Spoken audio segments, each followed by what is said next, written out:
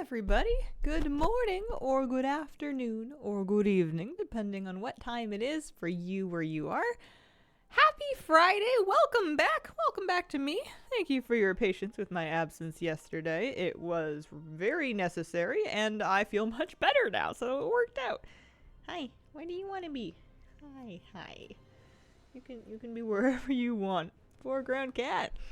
Hi, Hazel and Miss Kier. How are you feeling? I'm doing much better today. I had on Wednesday afternoon I went and got the double whammy flu and COVID vaccine, and then and it was great because that meant I got to kind of like bulk my vaccine hangovers together and just get it all out of the way yesterday. I had a nice easy day. I didn't do very much except for sit on my couch and then and then maybe vacuum, but it was good. We're feeling much better. We were up and at it this morning.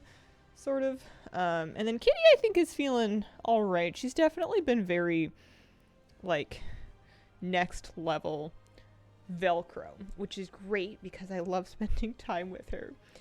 She did sleep on my pillow, like, until about 4 this morning. And I know it was 4 this morning because that was when I was finally able to go to sleep when she wandered off of it.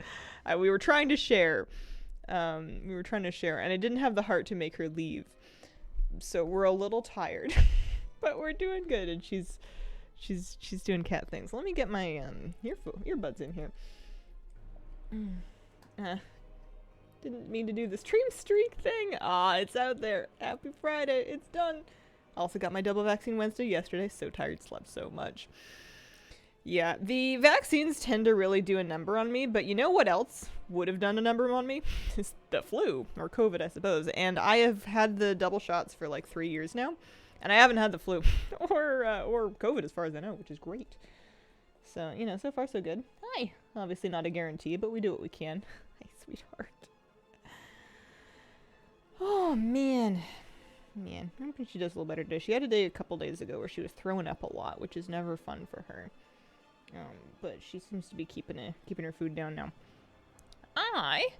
Today, I had 25 add-on updates, which I have done them now, so congratulations to me. I must have logged off. Oh, that's right. I logged off in Nearbar Palace because when we finally called it at the end of Raid on Wednesday, I didn't think we had Raid on Wednesday, but then I saw that all of our friends were like in Discord, like, and in the raid. I was like, geez, I forgot. I'm late, so I log on, and it turns out it's not a mandatory raid, but it's still like a heroic Nearbar Palace, and I thought, all right, I'll go, you know. Dinner will be here in like a half an hour, and it'll take like an hour for a reclear, so I can keep dinner warm for an extra 30 minutes.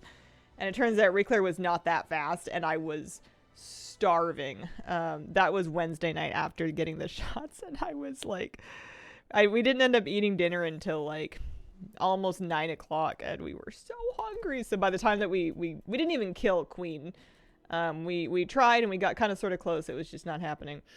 And when the raid leader called it, I was like, all right, I'm gonna go, and I just like logged out. So we're still in the raid. But the good news is that I had a wonderful dinner after that. It was Indian food. It was amazing. So, and it was still reasonably hot. Actually, it wasn't. Okay, hot's an exaggeration, but it wasn't cold. It wasn't icy, which we appreciate. Oh, I can hear Moosey dreaming in the front. I don't think he's gonna come in here today. I can probably turn this camera off for now as long as Kitty's with me. His dad's out fishing this morning, so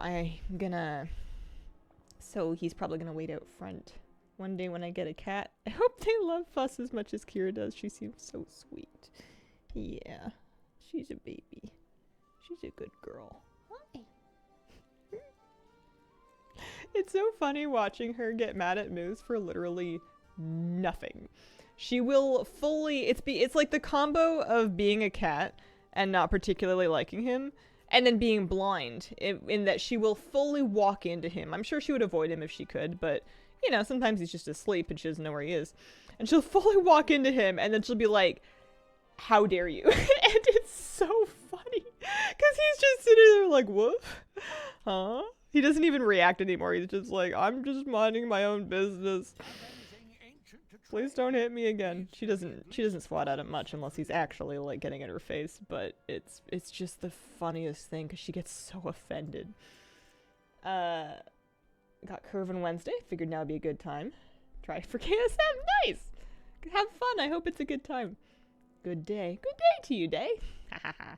I see what I did there? It was exceedingly clever. Today, I think in terms of, I should probably check on my crafting orders and maybe craft a batch of some stuff, maybe drain a little concentration off the top. I'm sitting at about 559,000 gold. I'm gonna need somewhere in the neighborhood of 1.6, 1.7 million for tokens to buy the Brutosaur thing. Something about Canadians needing 7 tokens. I don't know, it's stupid. But I'm full concentration over here, so let's just like do, oh, what should I start with? Let's do a scan. And we'll do crafting orders, and then we'll craft some stuff, and then we'll gather. You know, our stuff can sell in the auction house while we gather to kind of recoup our investment here. It won't be a good time, but I figured I'd try. Well, as long as you want to. That's the good thing. As long as no one's blackmailing you into it, then there'll be something there. Oh, all right, where are we at? We got the scan done. That's good. I have a feeling that gathering might be a primary source of gold for me as I try to make my Brutosaur bid, mainly because it's easy and I can't mess it up. And right now in my life, oh hey, I forgot I had that quest. That's kind of what I'm after, and I will craft some stuff. And I have made some gold in batch crafting now. It is kind of coming together, but like gathering is just, you know, nice and reliable. It's not fast, but it's fast enough that it feels like it's reasonable to expect to be able to make that amount of gold in that amount of time, as long as I keep visiting it. I don't have to do like 5 hours a day or anything. I suppose I haven't mathed out how many hours a day I would need to do. We don't like that math. we don't mess with that. We like a low risk gold source, right? Sometimes you just want something that's lovely and risk averse. And sometimes you want your music to be on it. I had it turned down earlier, but there we go. That's a little better. Alright, we're getting our alchemy knowledge all sorted out. I'm a little bitter about the Brutosaur thing, because if it was just a Brutosaur, I wouldn't even want it. I would 100% skip it, because I have one already, but they just had to go and put a mailbox on the thing. And that makes me feel like I'll regret not trying. And I do like a good excuse to try to make gold within a time frame. I like a little bit of a gold sink goal. I like a little better when they're just vendor items for gold directly, as opposed to making me convert to tokens, because that makes the goalpost move a little bit, and also makes me feel like I'm inadvertently supporting the shop, which I have plenty. It's not like I'm immune to that, but the mailbox sold it to me. He'll never not make money with it, right? Yeah. Imagine how fun it would be to do a challenge where you're like, listen, we're going to make the Brutosaur gold, and we're going to do it with exclusively fishing. That would be a lot of fishing. Fishing's not bad, don't get me wrong. Whenever I used to do like my 3 hours of fishing on a Saturday for the Derby, I would come out of it like 14k or so ahead because of just slum sharks. Maybe 20k gold, but that's only 10k gold per hour, and that's quite a few hours of fishing. And I don't think that fishing was going to get any better either. It's not like there's knowledge points that I would have been able to sink into it. Let's do another 12 mica bloom here. Having a concrete gold for making gold is nice. Yeah. Transmog yak, and third warping. I wanted 12 of these. Keeping a buffer for consumables, yeah. Always nice to have a little bit of liquid gold. Also true with money. Always nice to have a little bit, you know, depending on what your expenses look like. You know, something on hand. Just for, you know, groceries, emergencies, gas, etc. Hi, sweetheart. You gonna sit right there? You can sit right there. Are you gonna let me nap later? I need you to not steal my pillow. I can't sleep with you on it. Even if I just do one true sight flask, I made some gold for that 30 minutes. Try to do 1 hour at a time, though.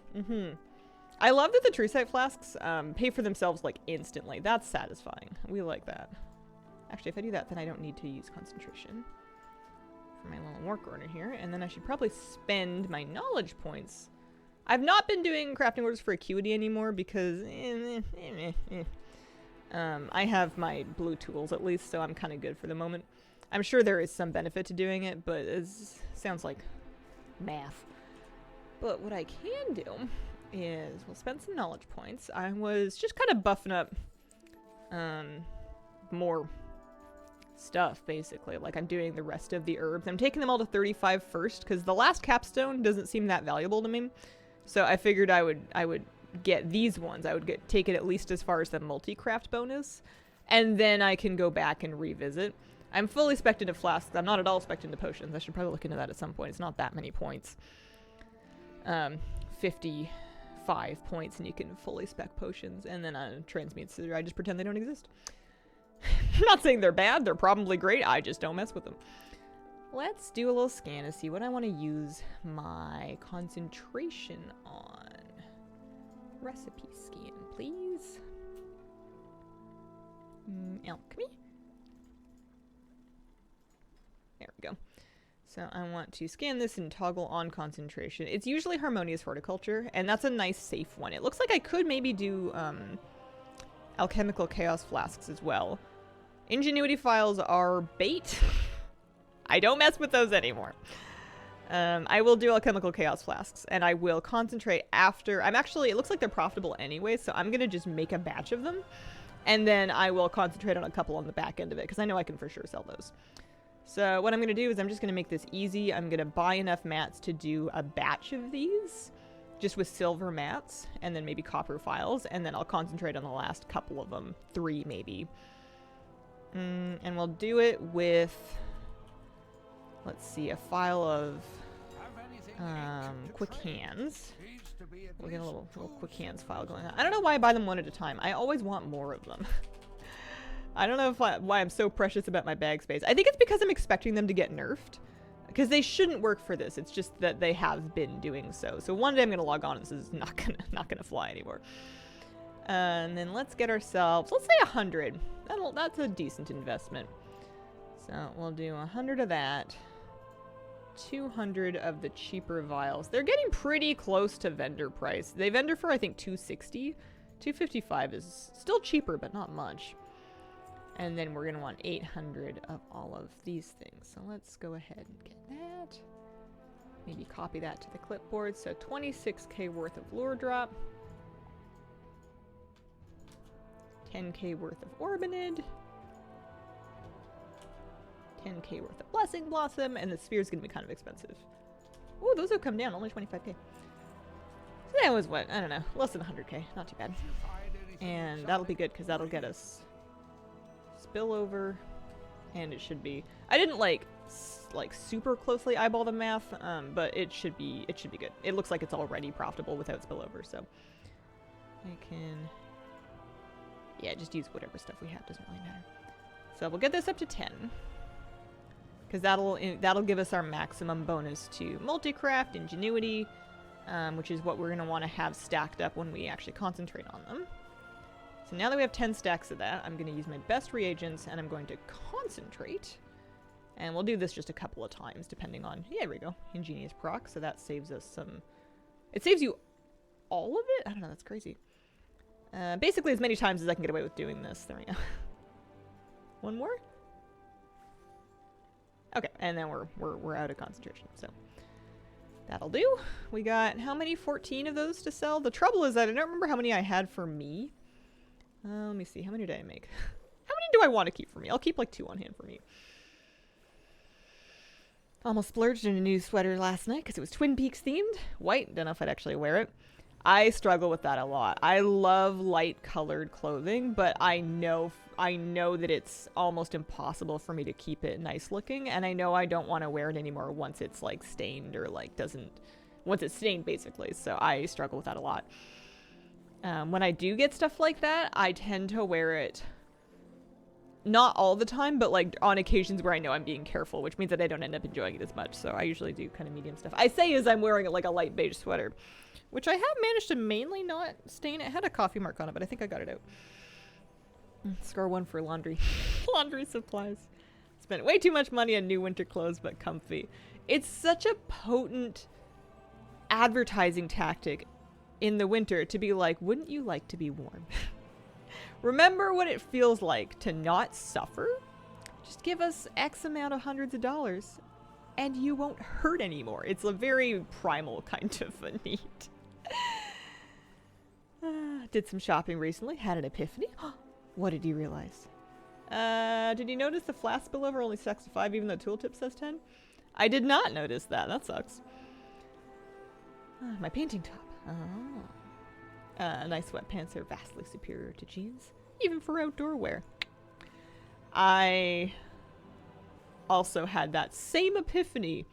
I think it was about a year ago, because before then I was like, if I just find the right pair of jeans, then my life will be fine, because I like the style of jeans.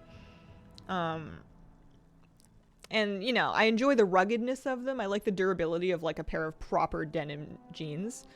But I have also since converted. I still have my jeans for when I want to look fancy. Hilarious. But, yeah, I am 99 days out of 100, I have a pair of sweatpants on now. The trick is finding your favorite source of sweatpants, and it's going to be different for different people depending on what they like. I like the Roots ones a lot. That's what I live my life in, are Roots sweatpants, but everybody's got their favorite source.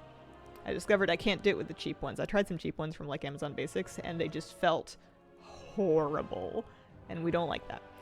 We're gonna sell 255 of these. That's 81k worth of the silvers, and then let's do like 10 of these guys. Another 16k worth of the golds.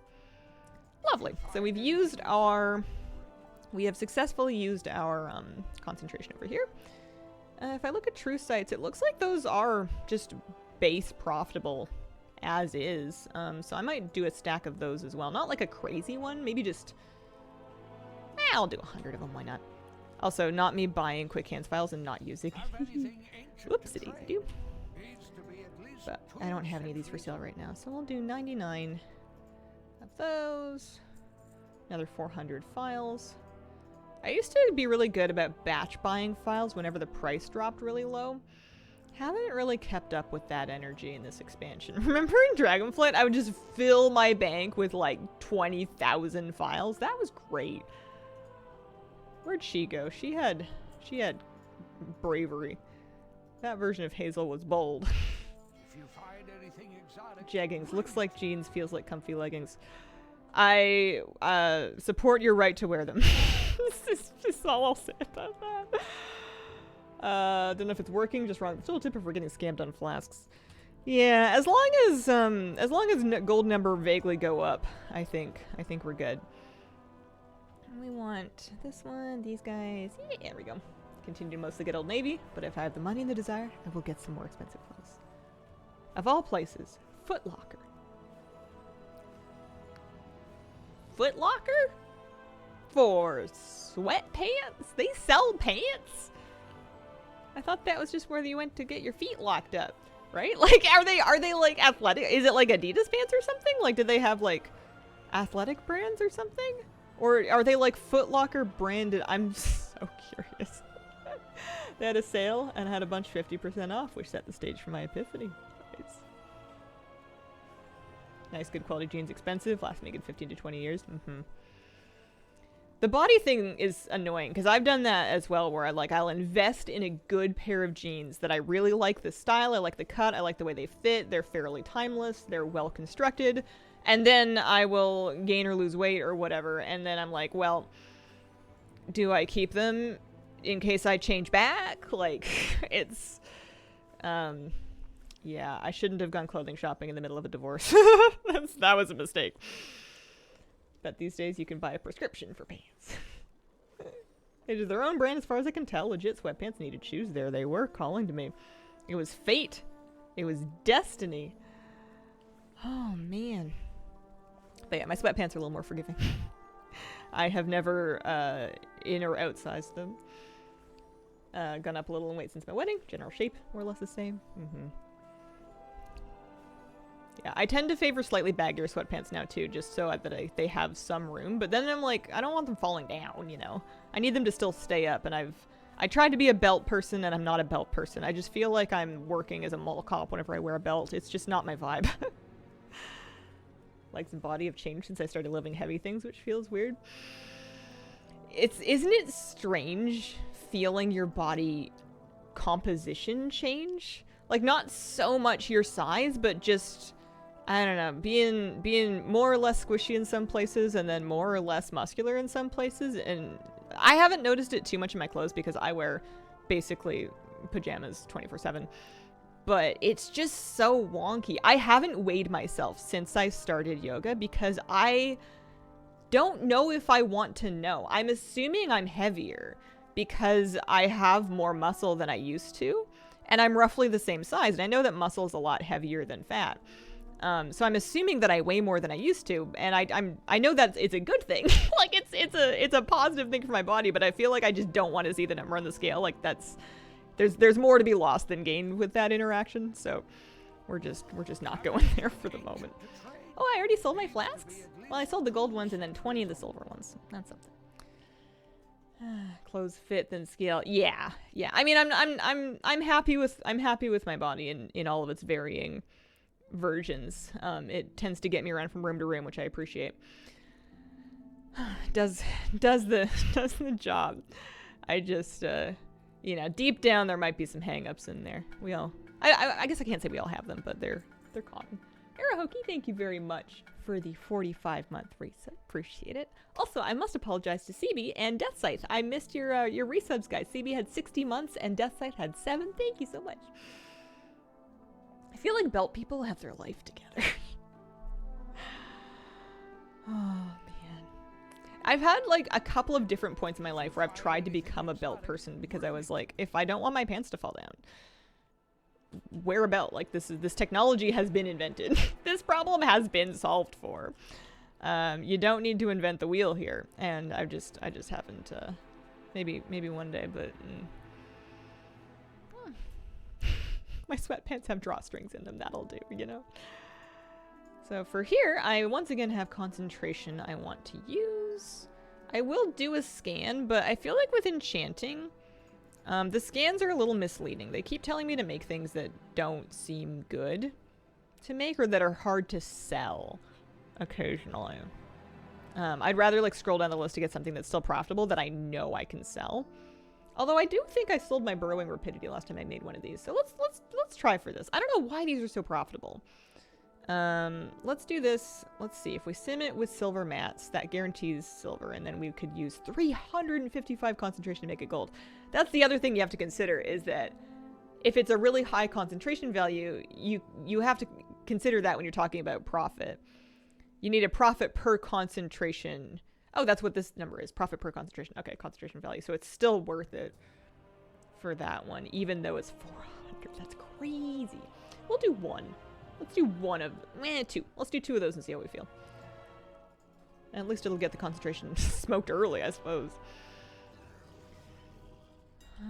So I need one more vial of oils. And then we're going to do 80 minus 5, 75 of the silver storm dust. I'm pretty sure I still need knowledge, but whatever. Oh, I didn't do... I don't think it really matters for me right now. Actually, it would, wouldn't it? I was going to say, I didn't do my crafting orders yet. There's probably knowledge that I could get. Also, I still need to do a lot of... Should I disenchant some stuff? What is this? I don't need this. Let's disenchant that. I need my knowledge points. I haven't done my weeklies properly. Oh, yeah, there's a little bit. What about through crafting orders? No, I did those already. Okay. Should I do treatises? I should do treatises. I don't want treatises. Are so boring. I don't think it's gonna like make or break me for this moment, but I should do them at some point today. I don't want to fall behind on knowledge at this point. Let's pick up our mail by going to the mailbox like an absolute pleb.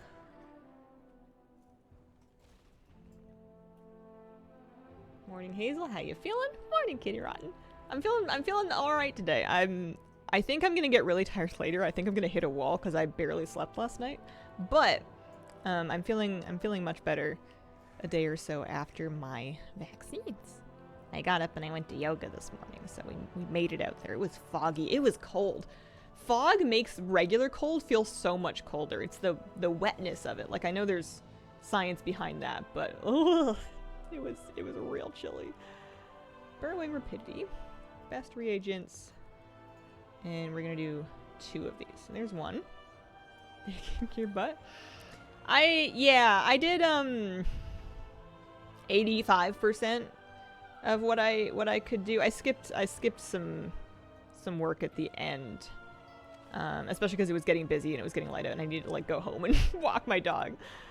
I'm trying to get my stamina up to the point where I feel like I can keep up with the intermediate class, because I betcha they're gonna do a lot more vinyasas, and it's just gonna be harder and I'm gonna need more stamina for it. So I'm trying to like build my stamina by doing more even when I'm tired, but I figured I wouldn't push it too hard today because I was getting pretty dizzy in the middle of it, and I was like, let's not faint in public. You know, let's just not do that. That's not necessary. Got up from a little nap, so I'm late to come on. Oh, I hope you had a lovely nap. I'm planning one for later. I'm very much looking forward to it. Alright, good crafting. Got some stuff up on the auction house. We used our concentration, which was key. I'm gonna get a couple of treatise work orders in here, and then... do I want to make anything without concentration for enchanting?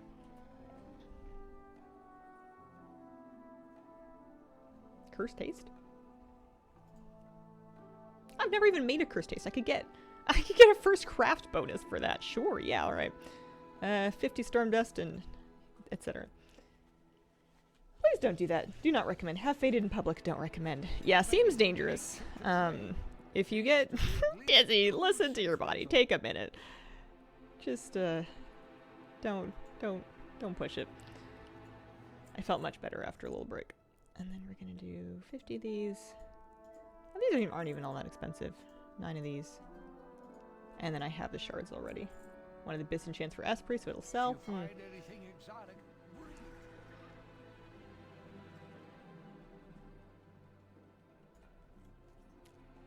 it'd be better to learn to sell it.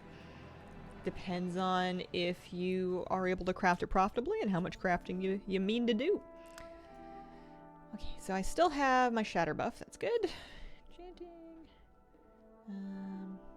Cursed haste. Nice little... How have I never made this before? Why is it not so good anymore? Why is that cheaper?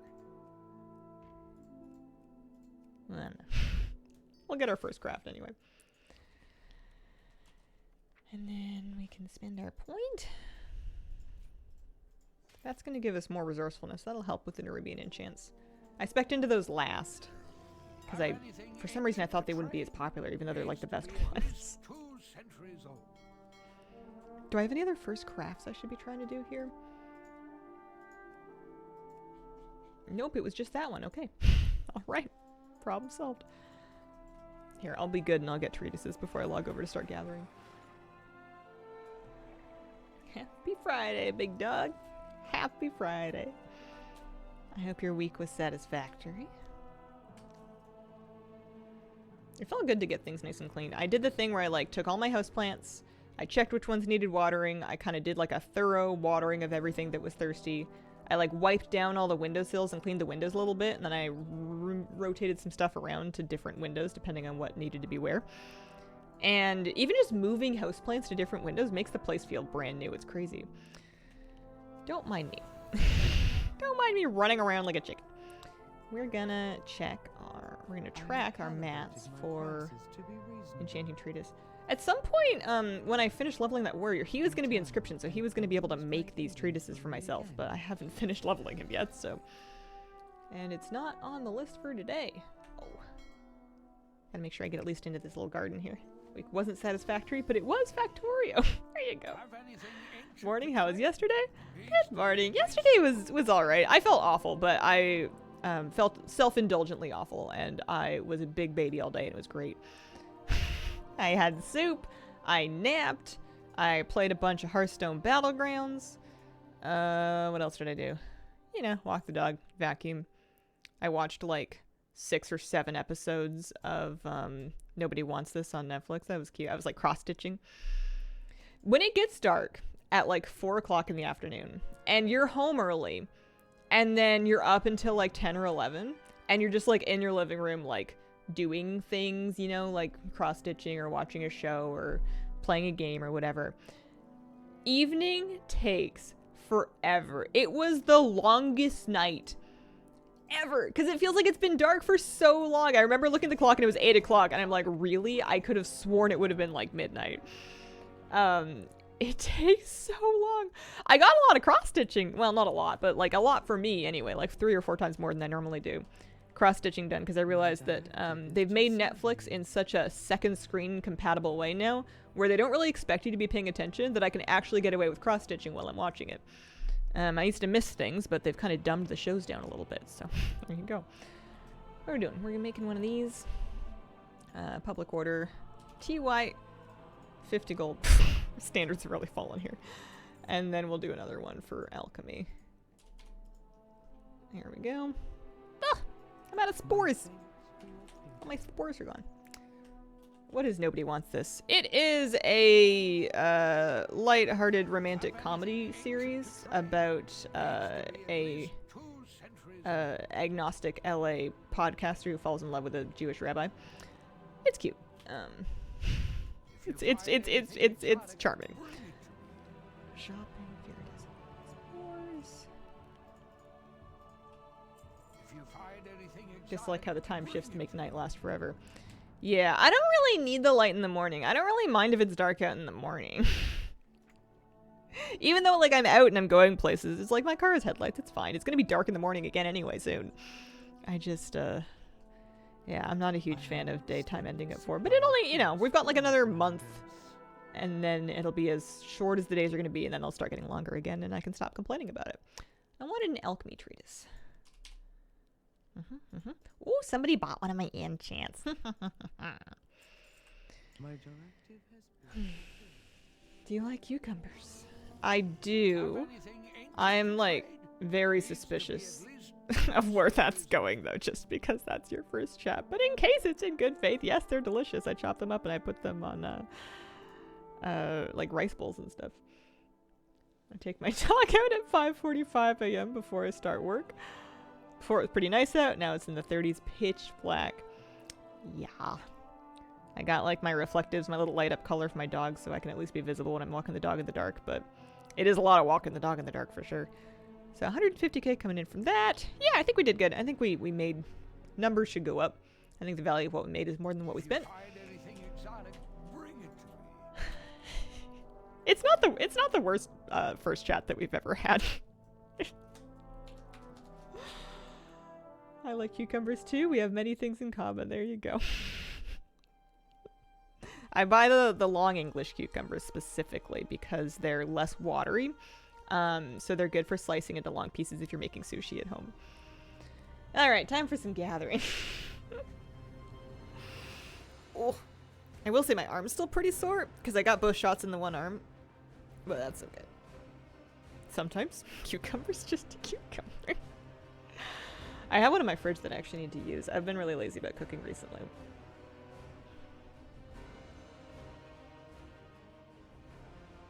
Don't mind English or not, cucumber's a cucumber. TikTok's a guy making cucumber salads. I'm flabbergasted that there's more than one person that knows. How famous are these salads? What is going on TikTok? How different was living in the US versus Canada? It feels very different to me, but not for like country or geographic reasons. I think it's because I have connections here, and because I have a lot of like nostalgia for here. This feels like home because I grew up here. I think that's the main thing that makes it feel different for me.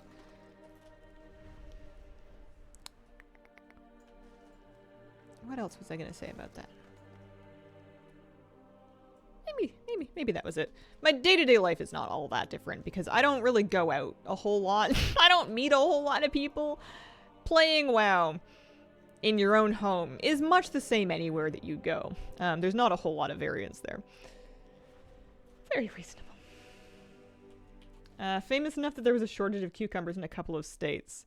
That's hilarious. I mean, at least it's cucumbers. It's fairly harmless, right? It's not like, I don't know. Some of the trends are just like outright extremely dangerous. Every now and then there's a headline of people just perishing because they're doing something really dumb. Have to add cucumbers to my shopping list now. Cucumber needs to be refined into something else. Tzatziki. I do like tzatziki.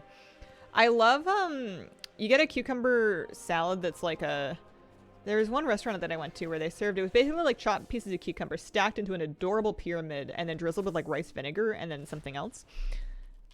And it was really, really good. Oh, I could have tamed that probably. Yeah, well. Alright, let's get our buffs on. We need File of True Sight. We need Dark Moon Firewater.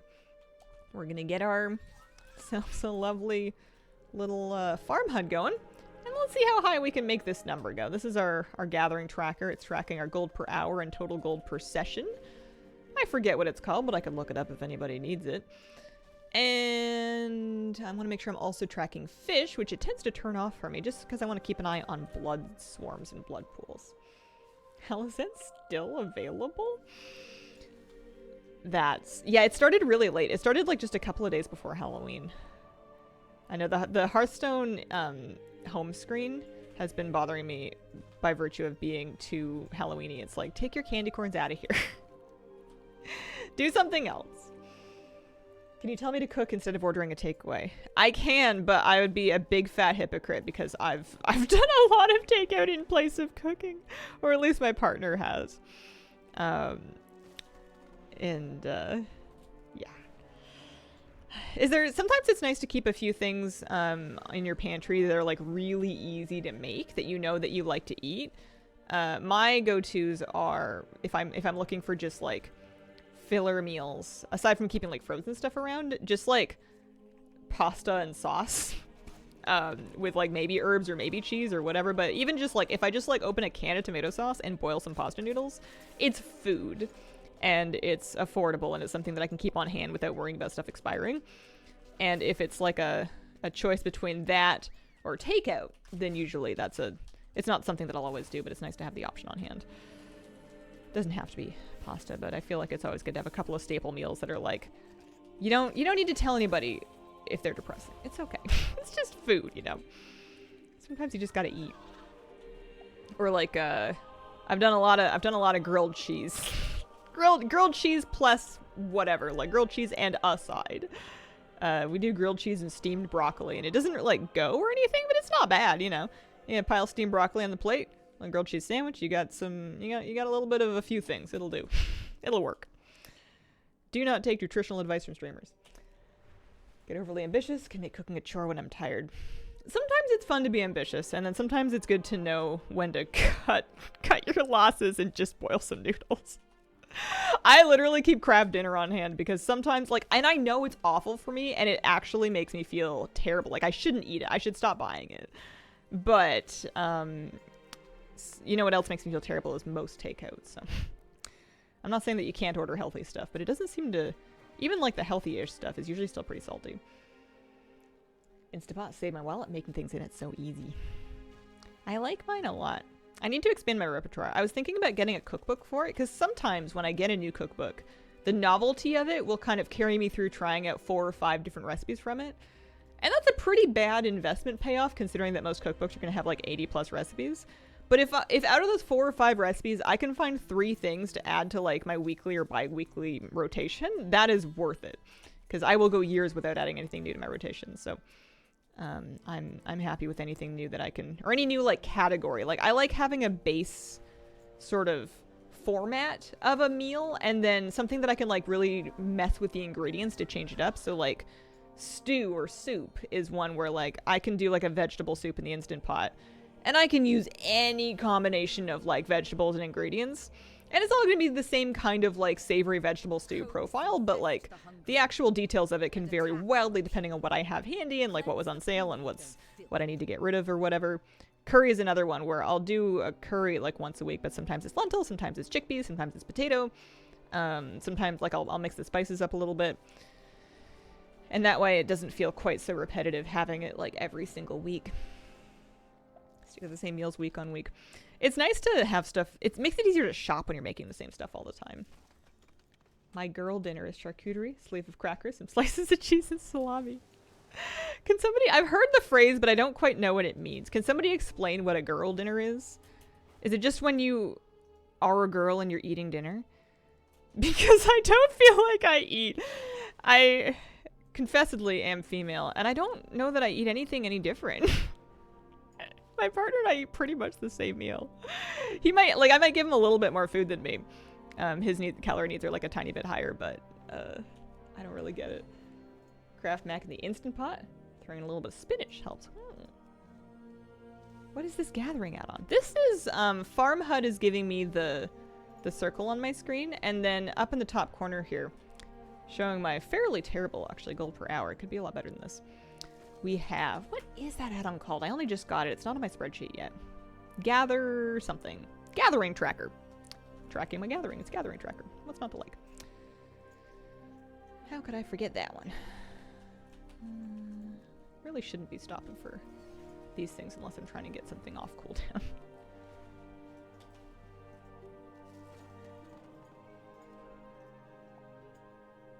Your partner's out so you don't have to make chicken. Ah, yes. Little to no protein. Oh. But women also need protein. I don't understand. Destroy the colony's leader. And Atypical dinner made from what you have left in the pantry. So it's just like you're home alone and you're just eating something kind of wonky because you don't have to impress anybody, right? Because I don't know if I can get on board with this if we're just normalizing not eating when there's no one there to see you. A no-cook combo snackish foods. I used to do those for lunch sometimes, but it would be like, I would be like doing kind of a parody on a school lunch. Well, not a parody, but like a reimagined, not even a grown-up version, a reimagined version of a school lunch that I used to take to school. So it would be like not cooking, but just like I would do crackers and cheese and apple slices and peanut butter, and then sometimes like a piece of toast. You know, like it would be on a plate. I wouldn't be packing it into a lunchbox or anything because I'd be eating it at home, but it would be just like a combination. I would do carrot sticks too. It would be plenty of food. It's just stuff that you don't have to like cook really. And female protein needs are ridiculous. Usual one I see is just making buttered parm pasta. Lunchables. I'm not 100% clear on what Lunchables are. I've had Dunkaroos. Those are different. I also haven't had them in a long time. But I like slicing up cheese and having it as a snack with crackers, and I'm pretty sure we're talking about the same thing. Bits and stuff you scavenge, no prep? Yeah, alright. I can deal with that. I had a peanut butter toast morning today, but I like really loaded the peanut butter because I was pretty hungry. Sharp cheese with some jam. Oh. What are the go-to crackers for my fellow cracker eating people? I've been doing wheat thins because they remind me of nut thins, but they're cheaper. I like nut thins, but they were too expensive for me. I need crackers that I can find on sale at the store for both a reduced price and also bonus reward points. It's important to me. This add-on is called Farm HUD, and then this add-on is called Gathering Tracker. This add-on is called Details. Which add-on are you looking for? Packs of crackers, cheese, meat for kids' lunches. Steph the Bee, thank you for the 55-month resub. Oops, wasn't subbed. Oh, thank you for the subscription. Yeah, Farm HUD. Farm HUD. H-U-D. Excited and nervous this year for American Thanksgiving. First year not with family. They're traveling, gonna try and cook. Mini Thanksgiving meal for one. Oh, that's kind of cute. Wasla crisp breads are excellent. Bless you for being able to eat those. I've given up. I've tried. I know you're supposed to like do stuff to them and like pile stuff on top of them and make them all like fancy. Every time I bought them in my life because they are fairly affordable, and I've never finished a pack of those. They are so dry. And I know that's the point. It's a cracker. They're not supposed to be squishy, but like some foods you just like, you get an impression of it. And whether it's like a flavor-based impression or not, if you get like an emotional impression of like this food is something that you personally find depressing, nothing will redeem it for you. Rice crackers. Not like the skinny ones. Those are good. But like the puffed rice like discs, the Frisbees. I loathe those through no fault of their own. There's nothing wrong with them. They taste fine. But I associate them with like just really boring, dry snacks and just like being a child and being unhappy. And just generally adults around you trying to lose weight and stuff. And I can't stand them. Rice cakes. Yeah, they're styrofoam in food form. It's not that they're bad, it's just that they make me very sad. It's more of an emotional problem. Anything about verdant seed farming at Beledar's Bounty? I mean, I know you can plant seeds and you can pick them, and if other people plant seeds and you get to them very quickly, you can pick those ones too. Maybe people form groups for it, or maybe you can just hang out and snipe it. I haven't found it to be wildly different. Oh, darn it, I should have cloned that when I was a lurder up. I have like basically no time left here on my clone. I'm gonna have to find another one. Also, I need to overload a mining node at some point. Did I pick up my mining knowledge this week? Or my mining quests? I don't think I did. Notes and treatises on mining. No, I think I need to... Let's pop up top, actually, for a second. Go to the Isle of Dornigal. Because I think I forgot to pick up my weeklies. It's Friday. This is Gathering Tracker. It's just showing me what my gold per hour is. It's not necessary. It's just kind of a vanity thing.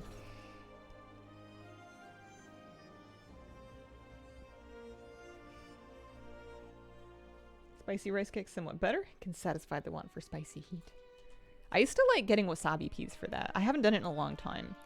But that used to be like the go-to if I wanted like a savory sort of spicy snack.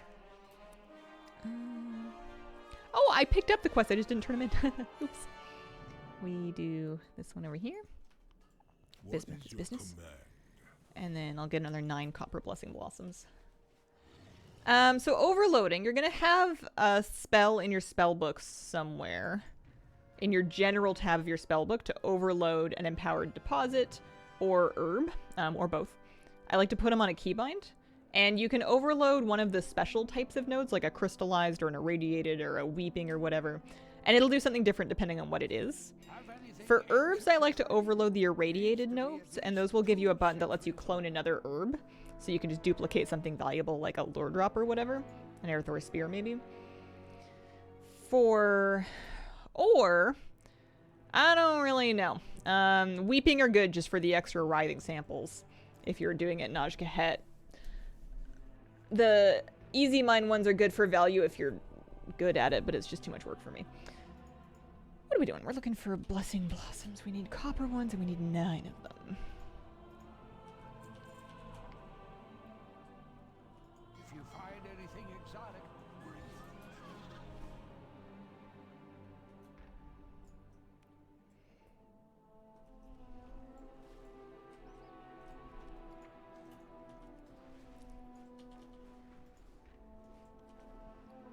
I could actually get more notes for... I could get more tools as well. I have all blue... Oh no, I don't. I need blue headgear. I wonder if I want to... I don't think I care. Deafness and perception. I don't think I'll worry about it. I'll just get knowledge. For now. The stuff will always come back, the acuity. Love the exploding ore node. Bliss has jokes. The thing that makes me feel better about it is the theory that it's there to help spoil gathering bots. I love the idea. I don't know if it's true and I don't know if it would work, and I'm sure it would be like avoidable, but like I just love the fantasy of somebody that's botting just getting their character blown to pieces by the EC mind notes.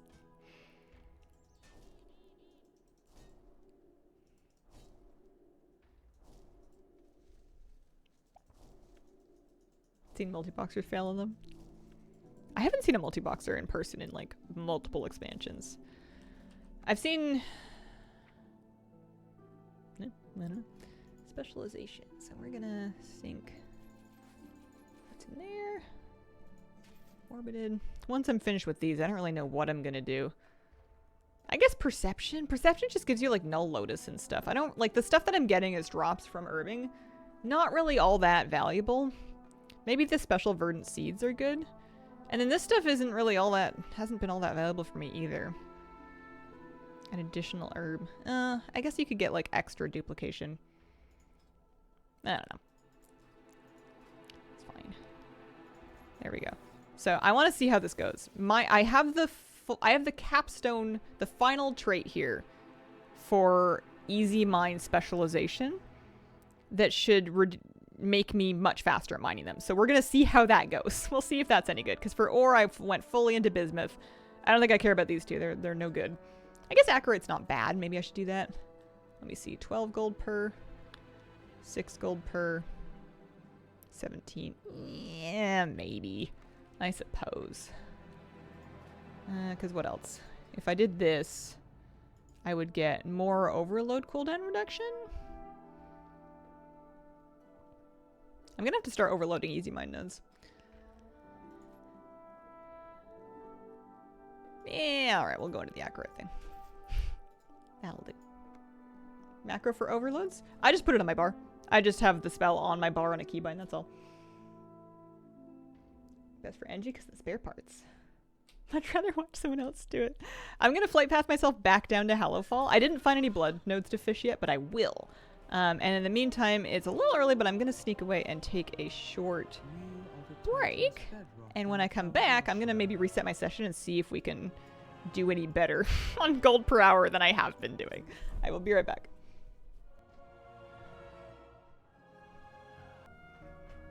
Miss Kira left. She's gone. She'll be back. She'll be around, I'm sure. Okay, let's see. We have 12 minutes, 42 minutes, so we're good on our buffs.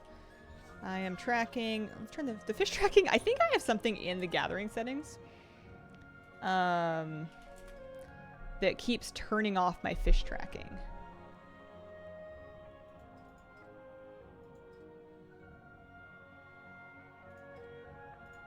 I don't, or maybe it's something else. Maybe that's not what it's doing. Anyway. Can I reset my session? There must be a way to do that.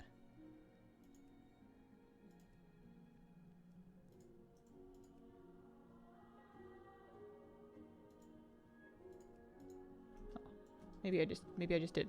How do you get the gold per hour? Mine shows the gold total. They have... Oh, there we go. We did it. They have a look and feel display gold per hour. So you've got session display options. Oh, there we go. You can also do items per hour or item counts if you want. But that's where it is. /GT will bring up your options as well. So I'm going to try to vaguely follow the rivers so that I can also keep an eye out for...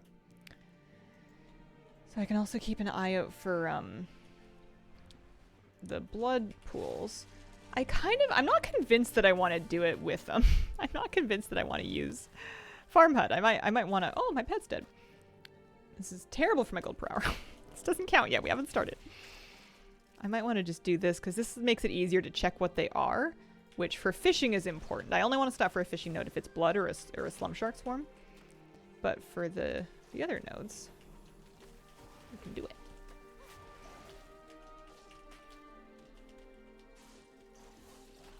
Fishing triggers me so much clicking.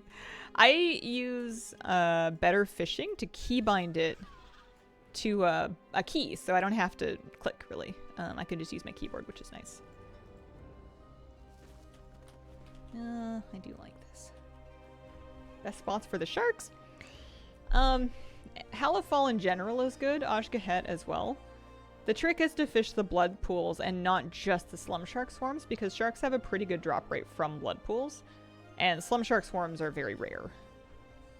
So you don't want to limit yourself to just those. Okay. Ow. So I want to make sure that I am looting and overloading.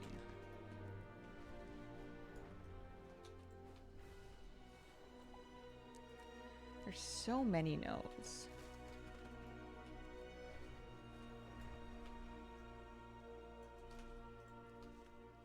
So my overload is still on cooldown for herb, which is annoying because I'm pretty sure it didn't even clone anything. I don't think I remember to clone anything.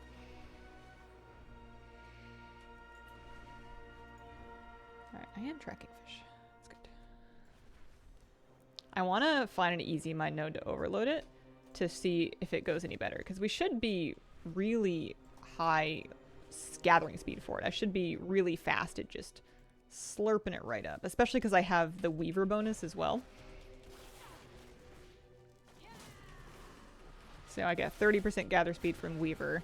I get whatever deftness I already had for whatever the node type is. And then more because I'm fully spec'd into Easy Mine. So hopefully it's good. Oh, there's one. Let's see. I'm actually going to overload it and see how we do here. So here's my node. So we overload. And then it gives you like a timer. And I'm going to make sure I get out. So I got a couple of them, actually. Are they still here? No. That wasn't the worst thing. I don't know what else I would overload. You can overload after mining the main node. Oh, really? Okay. That's a good tip, because that'll save me a lot of time. You're right, my add-on's not tracking. I wonder what happened. Reload.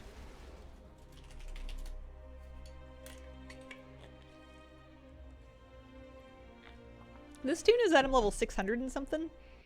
Low 600s. Exactly 600, actually. 600.5. She does have 4 piece, thanks to Catalyst.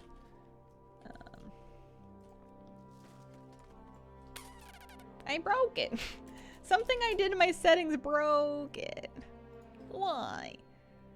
Play gold per hour. Auctioneer. Here, maybe I'll do a fresh scan, see if that helps. I have not done the secrets yet. Are they fun? You have a good time doing it?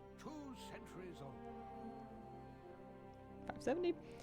It's nice if you end up in aggro, like in combat with something, but I don't know if it's strictly necessary. Super fun. Nice. If you find anything exotic, bring it. I just, even on my main, I don't bother with the B area. Anywhere with elites, I just leave alone.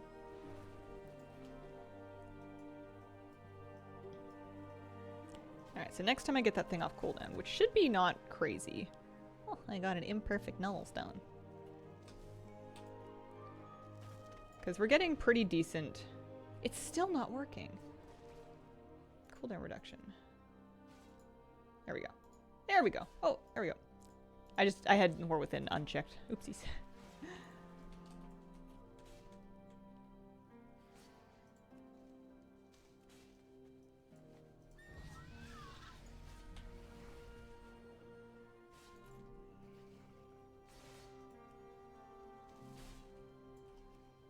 Overload before picking and then pick? Somebody just told me the pro tip was to pick before overloading and then overload. Getting information in both ways.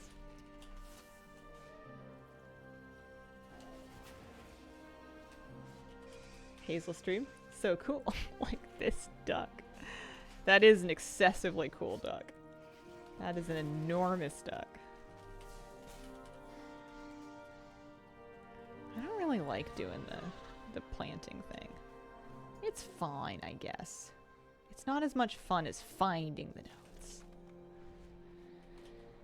Alright, so we're sitting at roughly 20k per hour. I'm pretty sure if I do this better, if I start doing a better job, and maybe don't get distracted quite as much, we can get that up to 30k.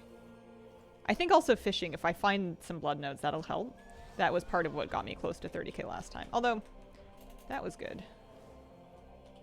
I need to now find a good thing to clone. So not a Mycobloom. I shouldn't even stop for these, but I don't have it in my heart not to. Overload's not available for this yet. But I can at least get the darn thing. I can get the base version of it.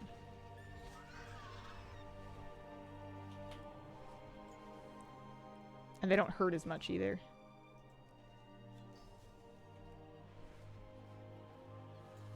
I'm glad that they made the vigor changes that they did, because dragon riding around or sky riding around in Gathering feels so much better than it did in Dragonflight. It is very hard. It's possible, but it's very hard now to run out of vigor.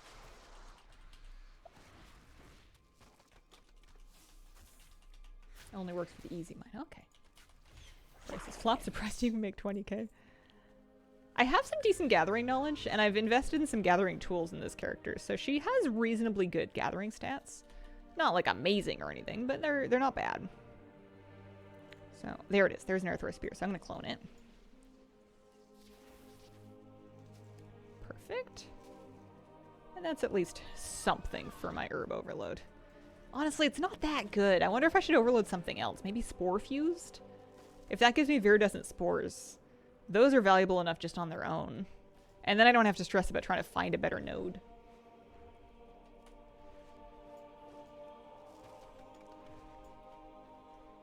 That's just mica bloom.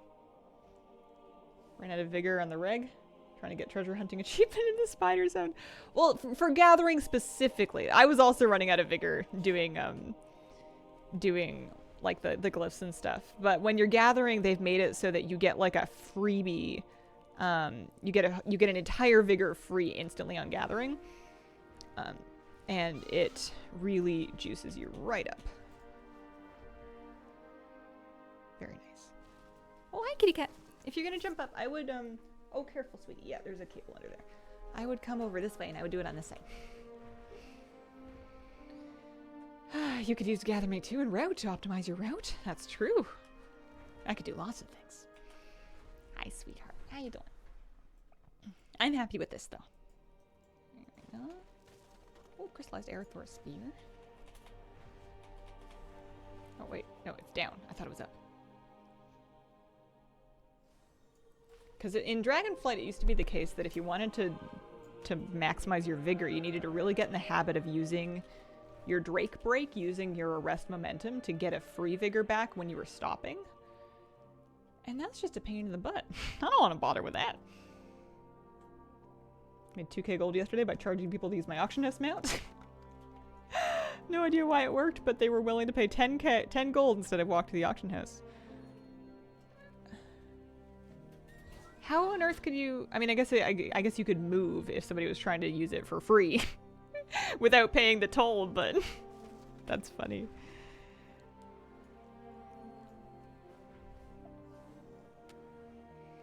A lot of people to invoice.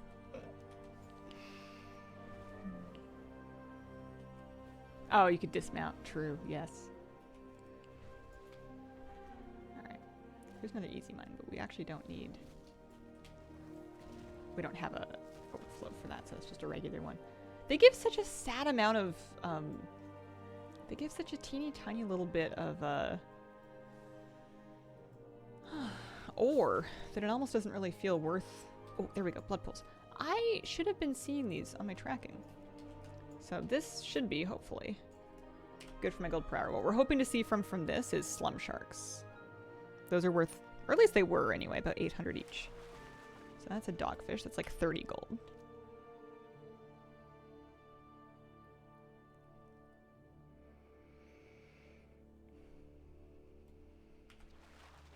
There's a slum shark. That's... Yeah, 820. They're still good. That's why I'm in Hellfall. It'll skew your gold per hour pretty high, because it's like, wait, if you can do that in 2 seconds... Can you keep doing that? And it's like, nah, you're gonna run out of pools, but sometimes you can get a few of them in a row.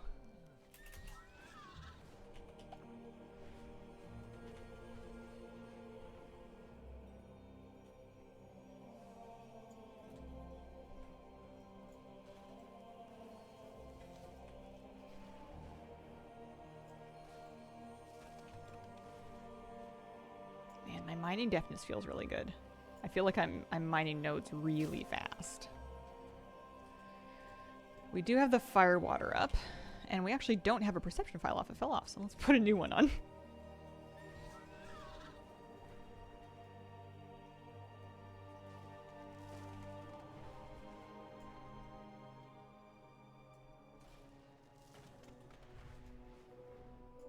And it looks like my ore overload is off cooldown again. I know some people like doing the not the weeping ones. Also the weeping ones, although those are Ajka hit only.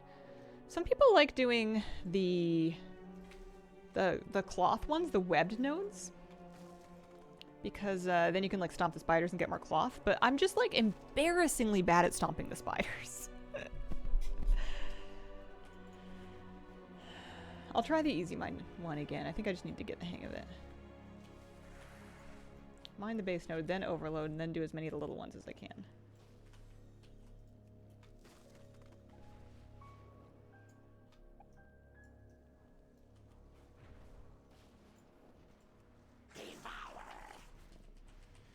No idea how to do the overload web thing.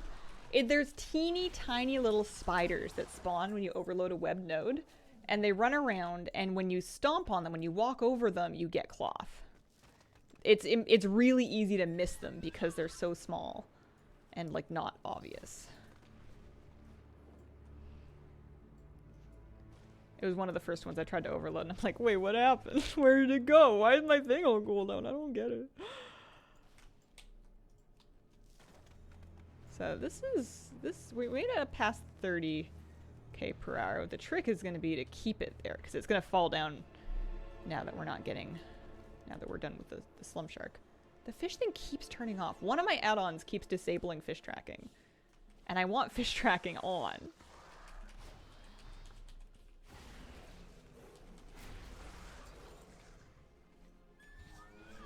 Oh, there, Thor's spear.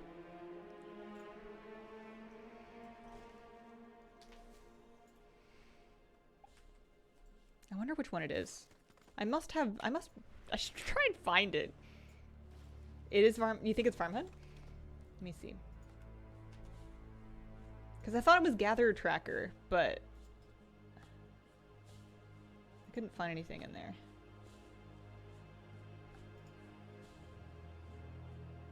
Ah. There we go. Show.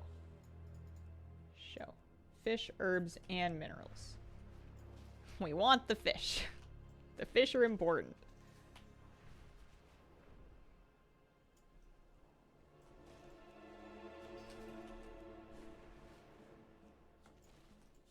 How's the anniversary event been treating you?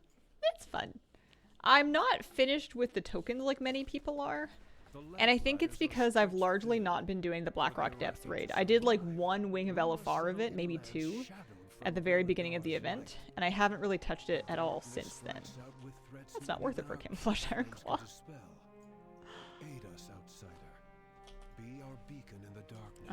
But it seems like even if I just mainly do, even if I just mainly focus on the weeklies, you know, just doing my regular War Within rep weeklies, it seems like that'll do. Like that'll kind of work. I have 3 of the tier sets now. Here, we'll overload this just so we can look at it. So if we overload the node, and then we run around and try to stomp on those. So I got 4 Weaver Cloth. One when I overloaded it, and then another 3. And then honestly, I'm pretty sure I missed mining the node. Like I can't mine the node now. I don't know. I broke it.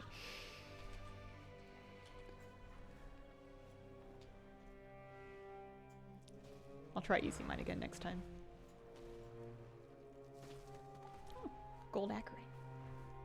Raid is boring to me. Couldn't do it that much. People said it was really good for tokens, but I don't know if we're talking really good and like you're gonna get like most of your stuff after like 1 clear, or it's like, oh man, I used 10 alts and I cleared the raid 4 times and I got all the stuff. And it's like, well, yeah, I hope so. That's a lot of raiding. That's so much work. There's another imperfect nullstone. Oh.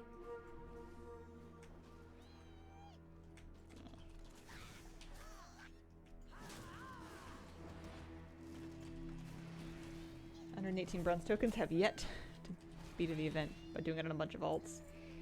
Yeah, I don't think I have the stamina for that.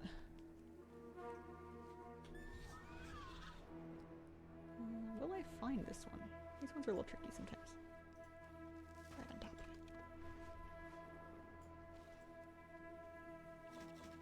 Also, should keep in mind that in another 42 minutes, it's going to be Beledar time. I still need that mount, so we're going to try that again if we remember.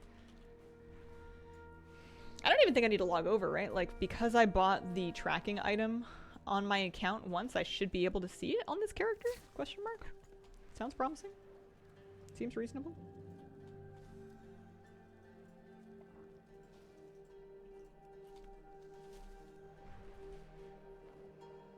You will see it. Good.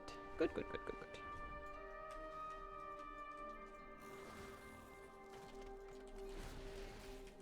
good. $35 tokens for a full clear. Okay. Yeah, there's an item that you can buy that lets your account track where Beledar is when it spawns. It just lets you see it on your map with a rare icon like you would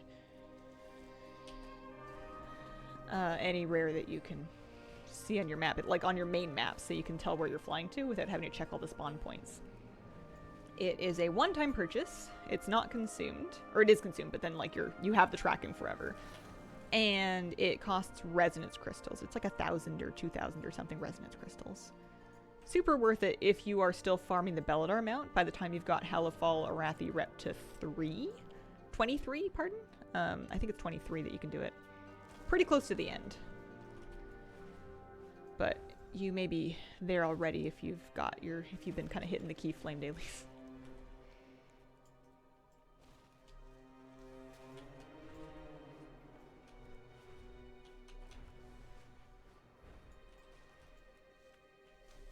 I need to find another herb to overload. Considered using the interact key? Sometimes. My interact key is a little... I keep mine on H, and I don't really want to move it, and it's a little far. I'd usually rather just right-click it. But yeah, it does... If I can't see the node, if I know I'm near it, but I can't see it, I'll usually default to interact key. I'll try it for a bit. Give it a go. Might be nicer on my hands. Wonder what people's average renown levels are. Yeah, I'm sure there's a huge range. Mine are 22, 22, and then the bottom two are done. I'm sure I've missed a few weeks of weeklies. I definitely wasn't hitting theater troupe very often for a while.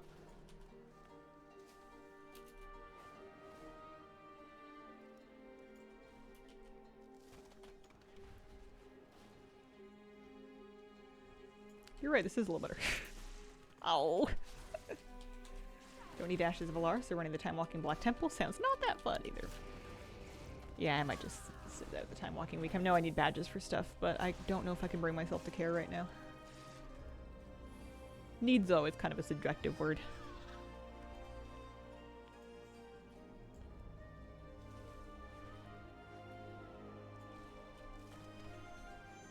Yeah, this is going pretty fast. I feel like half the struggle is just getting into your groove.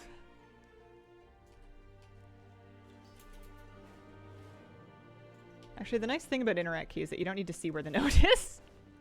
If you can get yourself close enough on your mini-map, you can just hit your key. And then you're all set. Finished all the rep, didn't raid or do Mythic Plus yet at all, so rep was easy.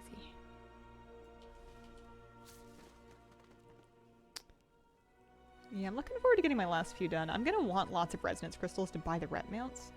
They made them very spendy. They're very, very expensive. One trouble is that my fishing route is not great for nodes. My node route's not great for fish. You don't get so many nodes underwater anymore.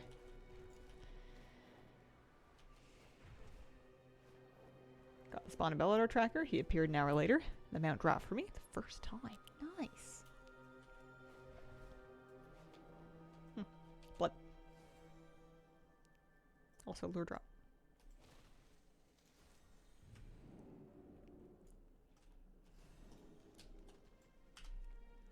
It's nice doing this on a not Saturday, because then you're not fighting people that are doing the fishing derby.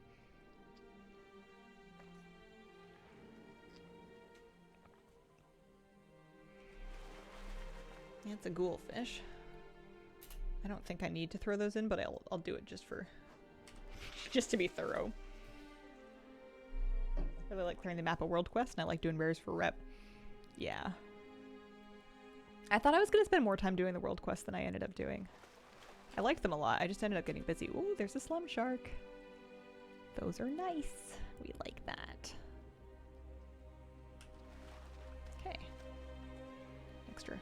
or a goldfish. At least we don't have to mess around with moving our fishing rod on and off or anything like that.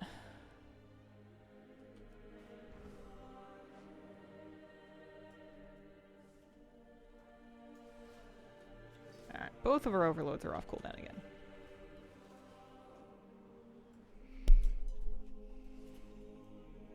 Maybe I should try some Oshkahet farming just to see if it feels different per hour wise, because I'm not really finding. Let's head down there. Let's head in that general direction and then go poke around. I'd like to do it for weeping nodes. Weeping ore seems like a good overload. I guess I haven't really tried. We'll find one more easy mine node. There's got to be one around here somewhere.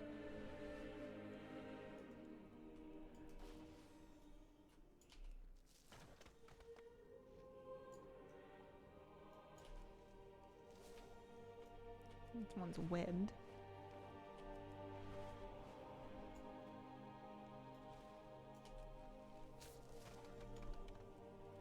I don't know. The Overload Weeping node, I think it gives you a mob to fight.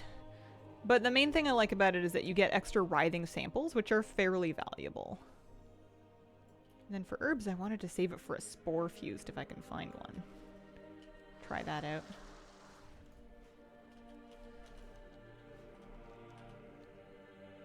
This is Farm HUD. It's just taking the same information that's on my minimap and overlaying it over the center of my screen. So it's not going to tell me anything new. It's just kind of showing it in a slightly comfier way. For me. That's Glimmerpool. Here's an easy mine. Okay, so I'm going to try the thing. I'm going to try and mine the main node. And then overload it.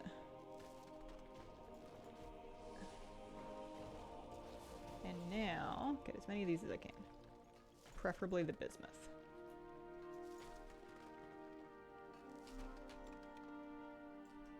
Yeah, it's alright. Why is that one still there? I don't believe it. Yeah, you're lying. It's not true. It's alright. I feel like I should be overloading those ones because I put so many points into doing so. But, you know. Definitely need to get it on my gathering too. I like keeping it on a keybind so that I can easily turn it on and off, because sometimes you want to just be able to turn it off in a hurry. It's obviously very distracting if you ended up in combat with something. You can fight stuff, but like, do we want to? I don't know. There's the blood in the water. I like turning it off when I'm fishing.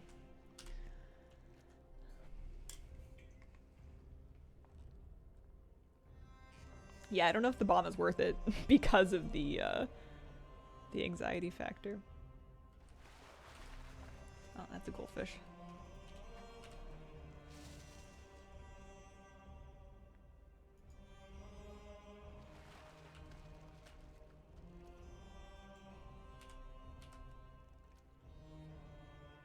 Once you have the points, you won't need the true sight potion. Oh, does it give you a buff that lets you see this the disguised nodes? That would be nice, because there are other gathering files. Like right now, Bountiful Seasons could be giving you finesse. But I haven't been using it because True Sight's such a shoo-in. I didn't know that. That's cool. Oh, more blood. Also a treasure.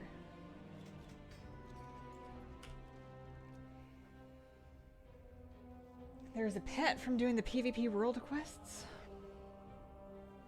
Why? Why would they do that to me? I thought we were cool. How could this happen to me?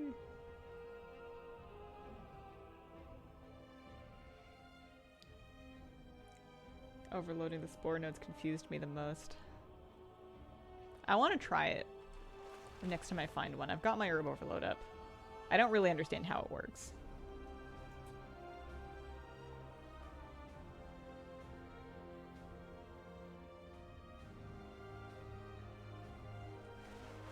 So if I did 30k an hour and I managed to do 3 hours a day on stream, and I stream 5 days a week, it'd be like 3 weeks. 3 weeks of gathering streams.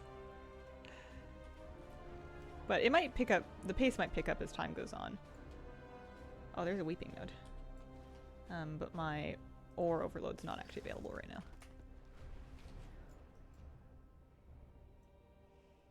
Ruby-eyed stag shell. That sounds like a beetle.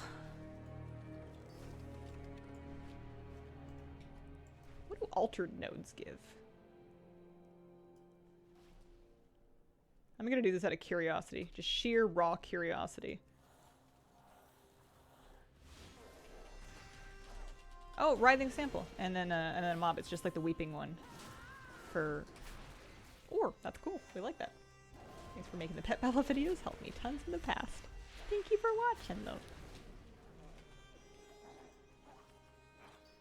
Alright, yeah, there we go. Another 3 writhing samples.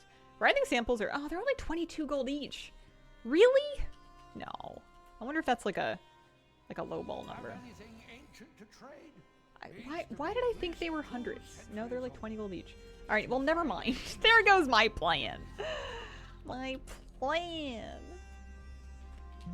Oh, oopsies. Farm HUD is the map icon I'm using here. I think I have like a... What is it? Gather UI? I have a chat command. Somewhere. Eh. Oh well, it's in my add-ons list. I could have sworn I had a link to Farm HUD specifically, because it gets asked a lot whenever we do this. It's true, I do avoid the Cinderbee location when farming. I find it to be wildly not worth it. It's just like the Null area in the Azure Span in the last expansion. It was just bait. Used to. Yeah, maybe I killed it. Maybe I thought I wasn't going to gather on stream anymore. An attempt was made.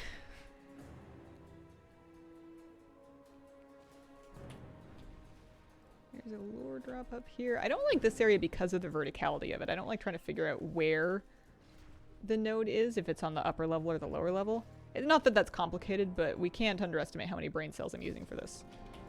Or overestimate how many brain cells we're using for this. I think the bees plant the flowers to lure us in.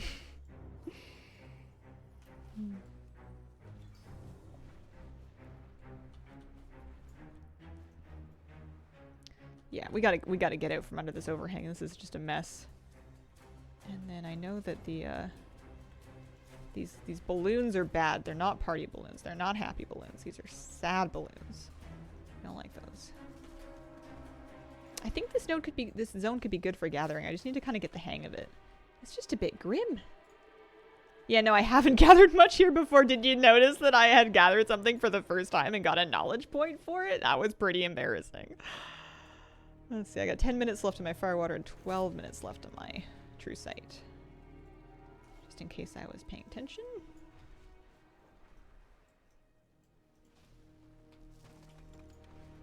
That is what gave it away, yes.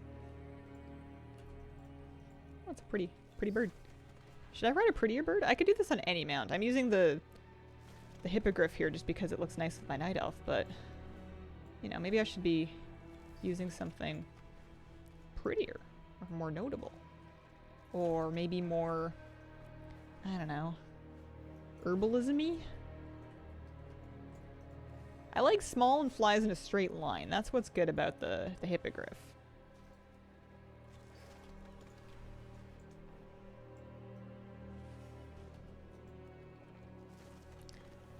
Isle of Dorn is fine for gathering, but you're missing out on some node types will only be found in the lower zones. I know, I started out gathering the Isle of Dorn as well, because it was just like an easy flight out from Dornegal. If you have any interest in comboing fishing with your gathering, then you want to be in either Hellafall or this zone.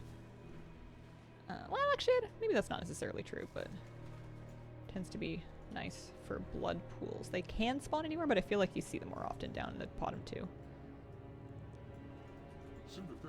Seen one route, and that was in the Ring Deeps, which ultimately means nothing. The thing with popular routes as well is that if it's a popular route, then you're going to be competing with anybody else that's also downloaded it.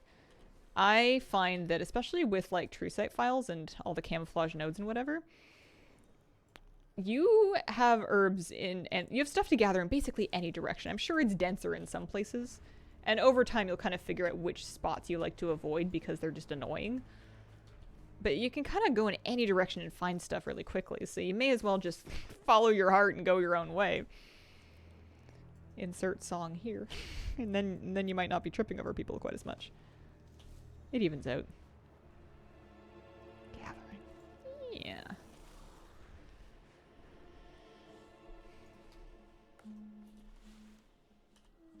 Is the city feels like a mistake. The city feels like a place I shouldn't go. We can try to go to Rakush.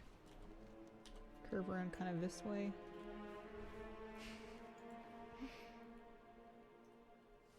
Didn't feel like gathering competition was a thing. No despawning when you gather it. Other than that, there's always plenty, and the respawns are very fast. We must clear out what monstrosities we can. How do you know how many nodes are gone? Because of your competition, though. What if you could be seeing more? Neither of those nodes are worth trying to get up there to grind them, so we'll just leave those alone. Oh! That's a funny looking node. Turns out it's a boomkin. I want to overload this. Oh, don't mind me.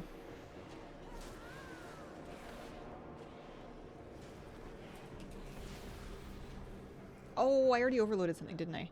Yeah, I overloaded Nerve. Never mind. We'll find more. The Spore Fuse nodes are pretty rare. I don't see them all that often. Yeah, it's not one node per person, but if you have a lot of people in an area, like, I think there's this... I guess I don't know this for sure, but my impression was that there was a timer that started happening when somebody first gathers a node, and then after either X amount of time or X amount of gathers, the node will despawn. So if an area is popular enough, it is going to be harder to get juice out of it. Let's try leaning north from here.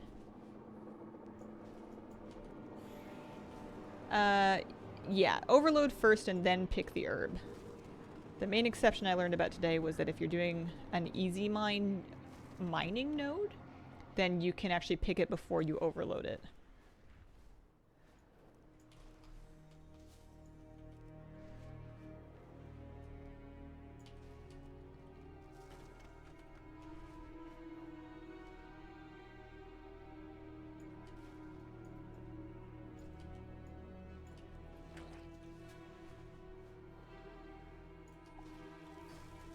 Got a 12-hour cooldown. Quickly reset. Try it again. Yeah, the cooldown will be reduced as you continue to pick nodes. And that reduction can be increased with talent points. And then some of the overloads, like the irradiated one, I'm pretty sure if you don't use the copy spell, sometimes I found that it'll just reset if I didn't find something to clone. Yeah, we're holding pretty good at 30k per hour. I'm happy with that. If I can keep 30k per hour going, then I'm good with that. I should probably be going at least a little bit river adjacent, but...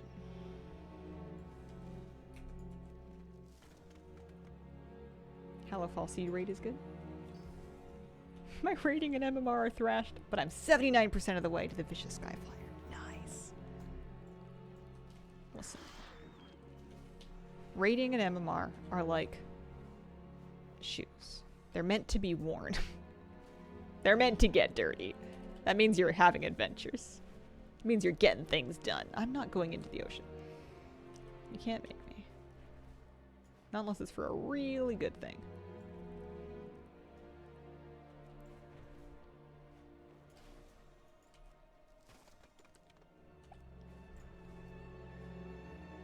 Hallowfall seed raid? I feel like the last time I tried to do that, people told me I didn't need to be in a raid. And that I shouldn't bother.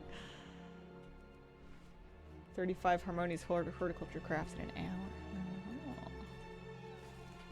Prices in gathered goods going down? Oh, for sure, yeah. They're definitely not what they were. They're holding fairly steady now, though. They haven't crashed much more. I think they will sink a little more as demand from the raid eases off, because a lot of people are kind of finishing up, and then I'm not the only person that is trying to gather my way to a Brutosaur mount, so that's also going to kind of depress the prices a bit.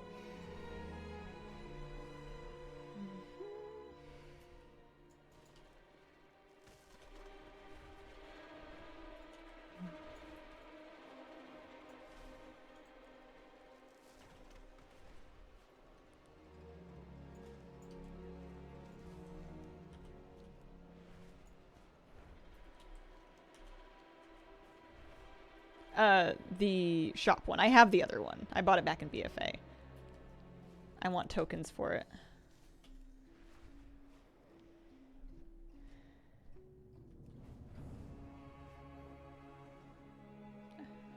I don't know if Dornegal has more than one innkeeper.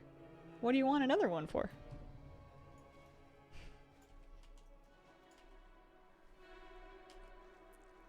Oh, see you later, kitty cat.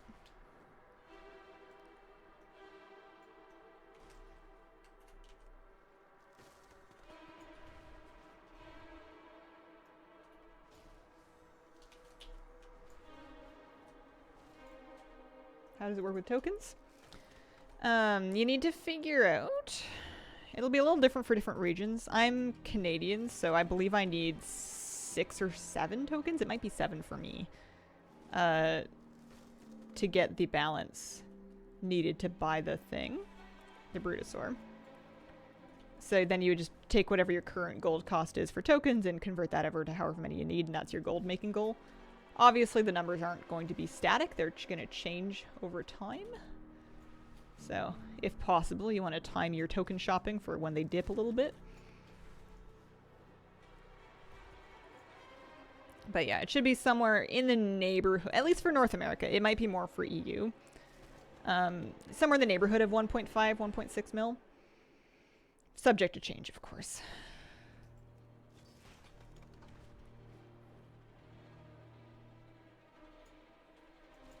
Like hearthing to a less crowded spot for some reason. No, once you can't get cash for tokens. I don't think they'll ever do that again after the Diablo debacle. But you can buy things on their cash shop with your Blizzard balance. Lowest I find them for lately is 250k NA.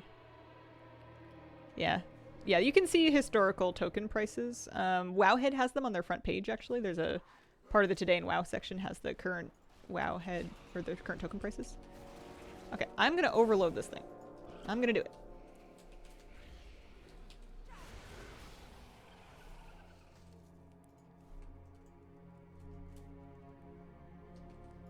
What do you mean out of range? It's right here. Oh, it's just a regular lure drop. Why did I think it was a spore fused one? It just looked fancy, I guess. Oh dear.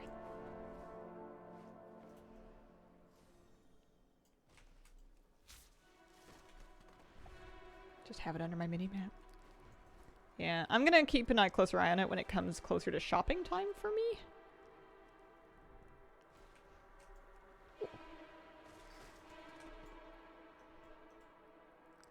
It's an irradiated one. I don't really want to copy. I want to try overloading a spore-fused one. I just have to find it.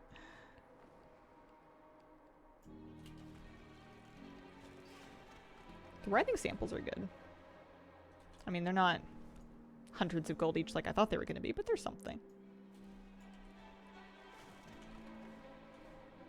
Forgot that Wowhead has a price tracker too. They might get their data from the same place. I know sometimes they'll link out to different sites like that.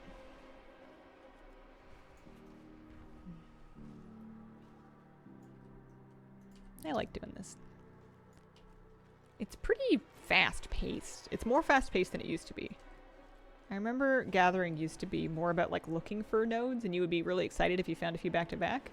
And now with the camouflaged ones shown, it does seem like you can just find them so quickly.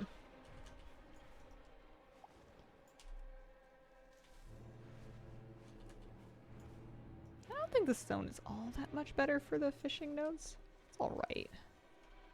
That was a lush lure drop.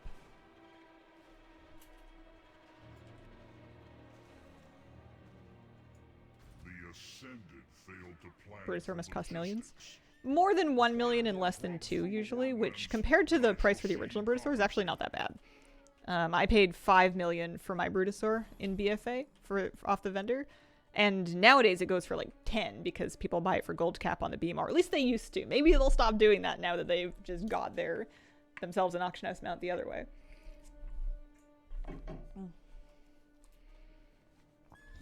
There's an altered lure drop over here.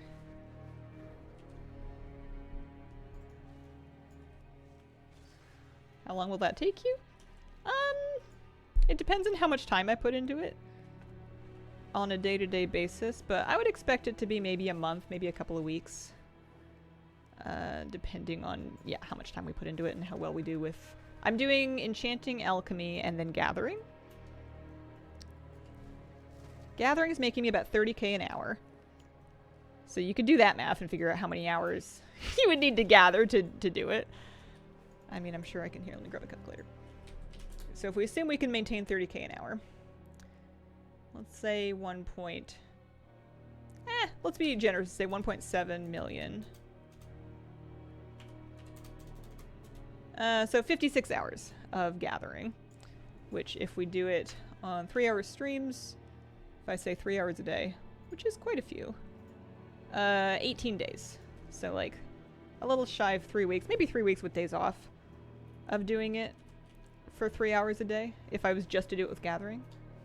I think that the crafting I'm doing is also good though, because I'm getting some value for my concentration.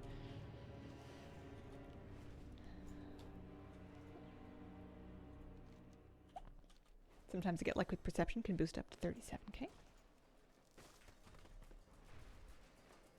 You could try different routes and see if you find something more profitable. I'm kind of sort of poking around different areas here. I did my little tour of Ashkahet, and I found it was not bad, actually. I'm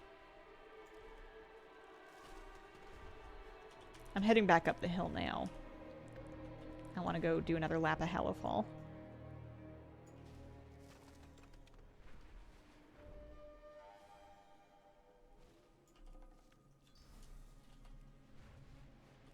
Eventually.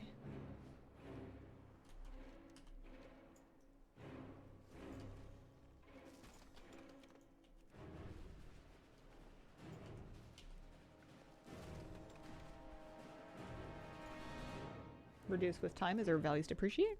Sure, yeah. Will it reduce in the next 3 weeks? I don't think it's gonna, like, halve or anything like that. Because it already, like, they already kind of dropped off. They've been holding fairly steady at what they are. Oh, here's an easy mine. I should just overload this, eh? So let's mine the thing. And then we'll overload. And then we'll say, excuse me. I don't see them. They're invisible! Well, that was a waste. That was a waste of time. Oh, they all spawned, like, right underneath it. That's funny. Oh, well.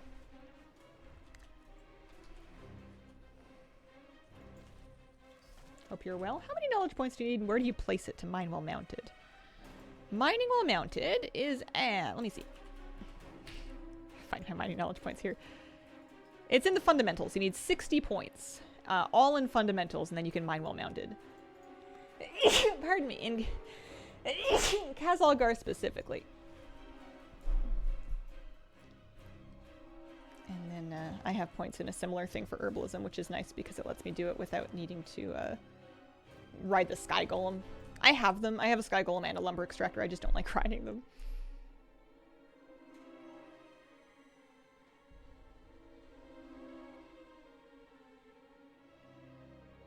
The thing I like about the gathering tracker value is that because it's so easy to sell herbs, ooh, slum shark, and fish and stuff, you're actually going to get that much. Whenever I used to do like a loot appraiser run and I would get like transmog to sell, it would be fun to watch the number be really big for like the total value that I've earned in a farm or whatever.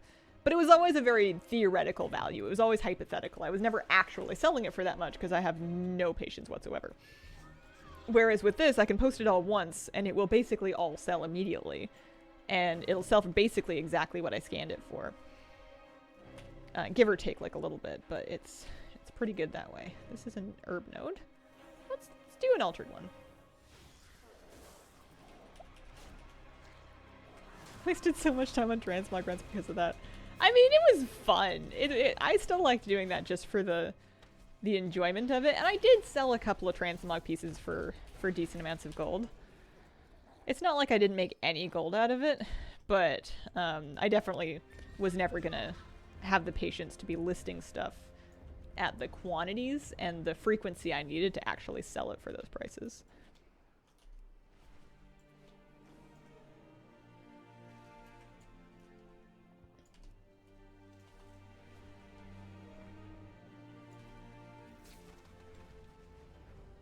You're trying to sell log.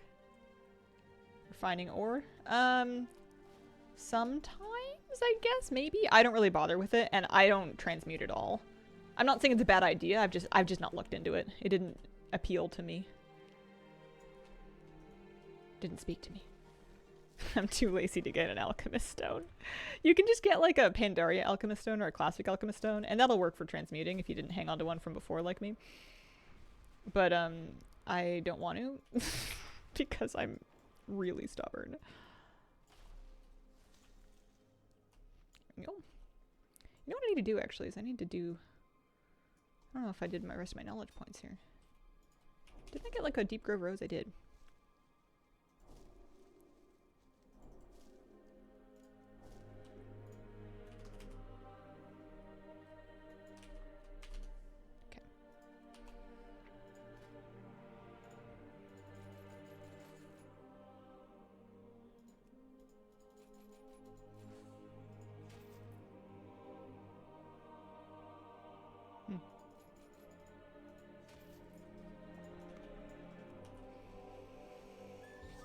Guide on how to get knowledge points? I don't right now. The gist of it is basically, I mean, for gathering, it's really just gathering. You're gonna get basically all of it from doing your weekly quest and gathering. I have this week aura that I have a link to here that tells me how many gathering points are available for me. Or how many knowledge points are available for me. So it tells me, like, if I'm just trying to gather enough to get my weekly knowledge points, that'll let me keep an eye on when I'm done. I can see that I have 2 more bonus, like, catch-up knowledge points that I could get, as well as the Darkmoon Fair quest, and then my treatise for the week. For herbalism knowledge, anyway. Remember having a bunch of wad mats lying around that you could buy utility items like the transmute stone. Oh.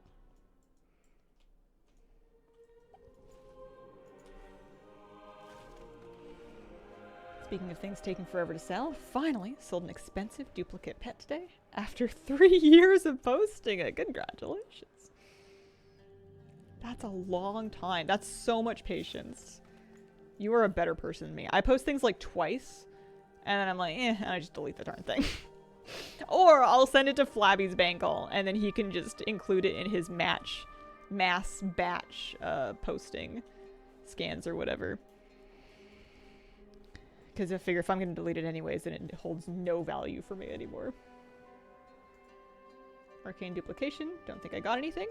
So once you overload an empowered node, it turns your empower spell into a castable button that you can use near another herb to duplicate it. You have 5 minutes in which to do that. If you don't do it in 5 minutes, then sometimes you're just out of luck. Sometimes I found it refunds the cooldown for me. But you need to find another node that you want to copy, and then use that button. I like doing lure drops or Erythor's spear. Ooh. For me. Yeah, no, it's you'll get your cooldown back really fast. It's not a big deal at all. I've missed mine quite a few times. But yeah, I just like keeping the overload button on my bar. And then that way it'll change. It'll also light up once you've got that duplicate spell. So it's easy to remember. Lure drops are around. I know I see them in Hellafall. I know I see them in Ringing Deeps. And in basically just not the top zone. Basically just not the Isle of Dorn. I don't know if I've ever seen them there. Everywhere else.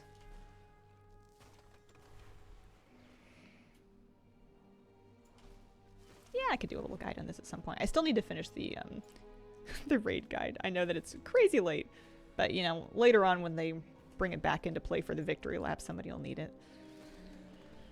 And just for completion's sake. Lure drops can be in the upper zone, but only in caves. Oh, that explains a lot.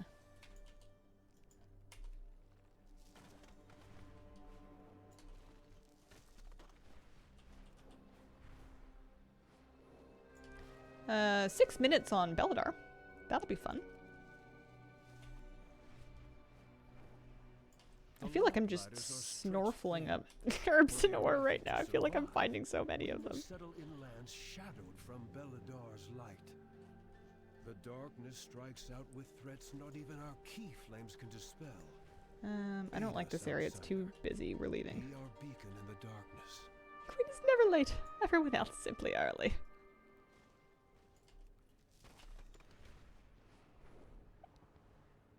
Really, one of those mounts didn't want to spend the tender on him.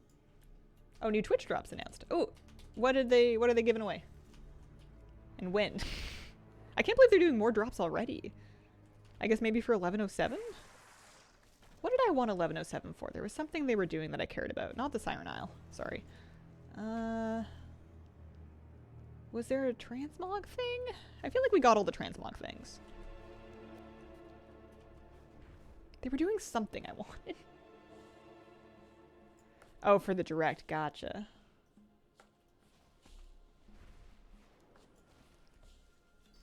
Warwolf mounts. Oh.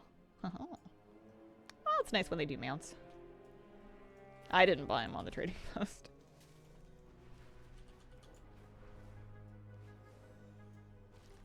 Oh, it's like the exact same ones as the trading post. They're not reskinned. It's like literally the same ones.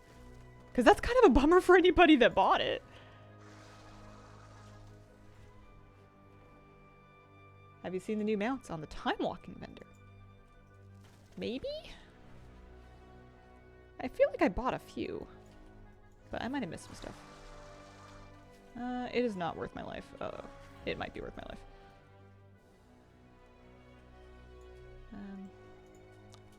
I don't have the thing that lets my pet feign death with me. Also, my feign death's on cooldown.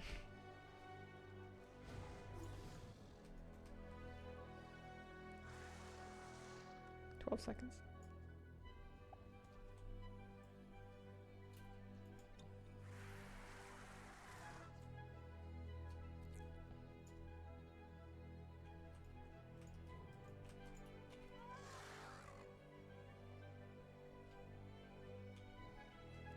$1,200 tendies down the drain.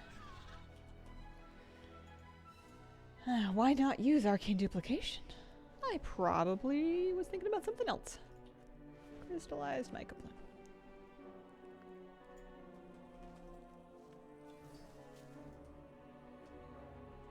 If they're the same, I'm annoyed that I wasted my tender. Yeah. If it's like if they're recolors, then I feel like that's fair game.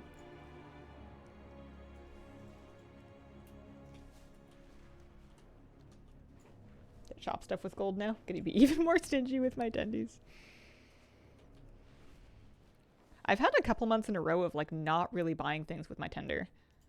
Yes. I wanted to hold it for a spore fused one actually. I still haven't like come across one when my herb thing was off cooldown.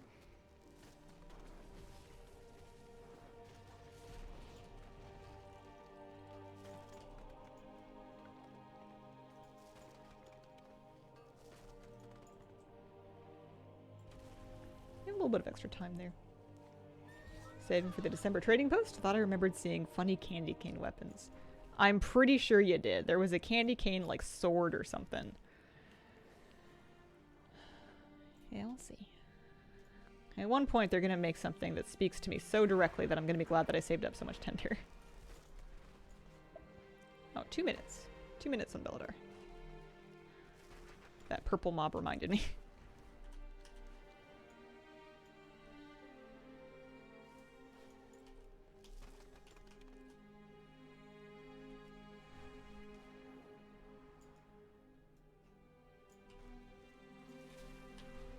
I could probably just head to the middle of the zone and wait, huh? So I'm like reasonably close to anywhere it could possibly be. I don't pick up the wax, no. Not worth it. I do it on my main if I'm just out and about to get the weekly done. But I don't need anything from the wax anymore. And... oh, blood. I don't need anything from the wax anymore and it just takes too long to do. Doesn't seem to give enough gold per time.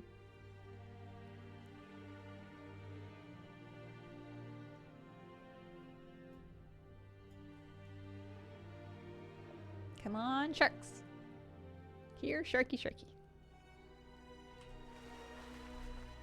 That is not a shark. It's not junk. It's treasure.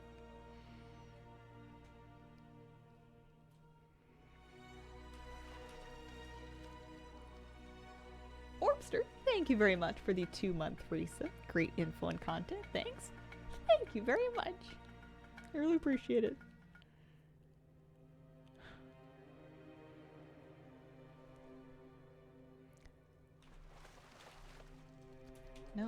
No sharks that time.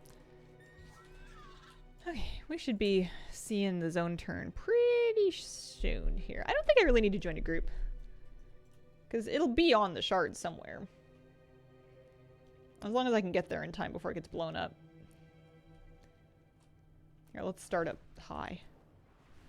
Oh, thanks very much for the gift subs. I really appreciate it. That is so nice and very generous and very validating. Alright.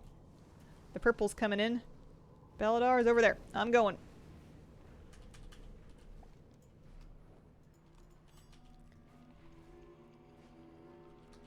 Not a huge fan of the class armor from the trading post. The fact that the sets are only 3 slices each. Slices? Pizza? Pieces. 3 pieces each. Makes me... like, I don't quite know what I would really do with them, to be honest with you. The arsenals, I feel like, are more attractive to me. More appealing. Okay.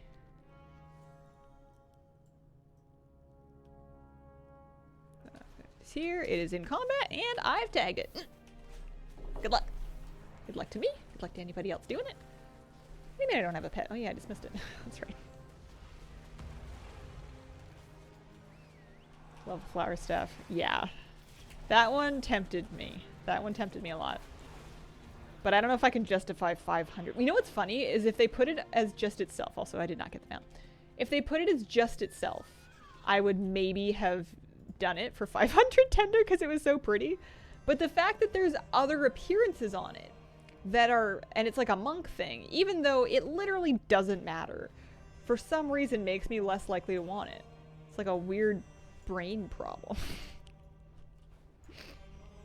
I should just consider that it's 500 for a pretty pink flower staff.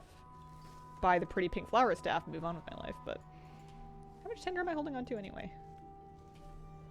Like the Raven staff? Yeah, the Raven staff's really expensive. I've passed up on it twice now.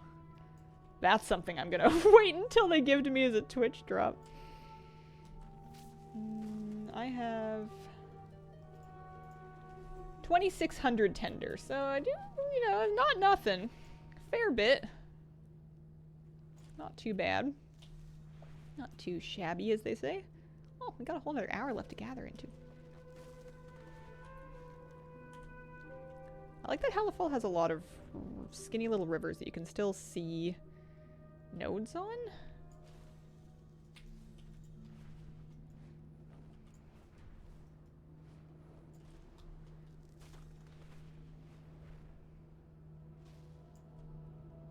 Have my night elf dolled up in Sylvanus' transmog with a certain bow and quiver.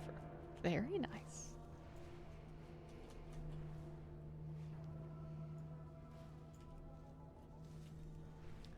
Suppose I could plant a few seeds.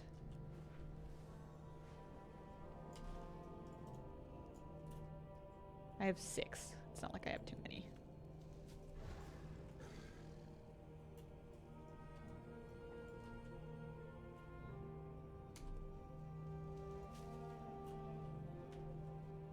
Like some of the class pieces, but just hard to spend tender when we get so little on stuff like that. Yeah. I just remember there were so many months that I felt so starved for tender. I feel like now, if I'm not absolutely dying for something, I'm just gonna save. If it's something that I'm only kind of middling on. Like it's, I think my mindset has changed from when they first brought out the trading posts. Like when it first came out, I was like, oh, I get this much to spend and these are the things available. I'm gonna get this one and this one and this one. And I was just like, I had the quantity mindset. And also there's a lot of cool stuff early. Like, and it seemed like such a novelty because we hadn't had that many novelties to choose from yet.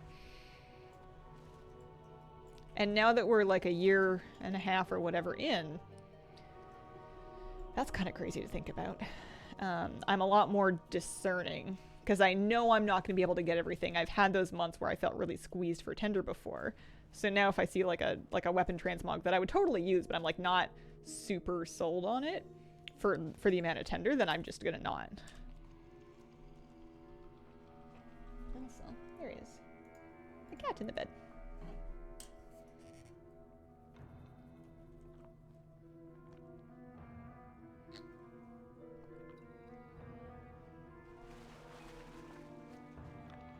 Which sometimes I wish I could buy more Tender. Oh, I got a Slim Shark.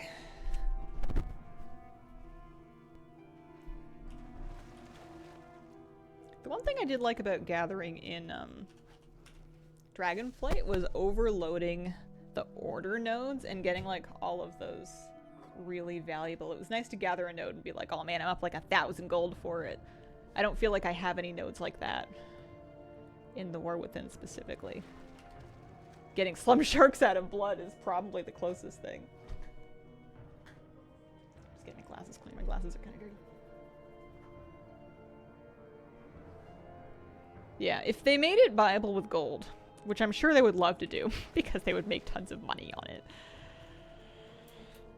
then you kind of have, like, it just becomes an extension of the cash shop, and it also, because of the token, becomes an extension of, like, a gold sink. Like, if you wanted to, and you could farm, like, tons of gold, you could clean out the trader's post every month without spending any money by buying tokens and converting them to balance and converting that to Tender. I can't believe I just said that many words in a row about that. That's... at a certain point, we've lost the plot. Are we even having fun anymore? I gotta make sure I don't get FOMO'd into doing something that is not fun just because I feel like I'm gonna miss out if I don't. Life is short. It can end at any time. I don't wanna spend too much time, or any time really, doing something that's like not helping somebody and also not making me any happier in the long run. That is the goal. It's just easy to get sucked in when you spend a lot of time around here. Can't believe I never used overload feature. Sad times, but good times too. I'm often guilty of letting my overloads sit.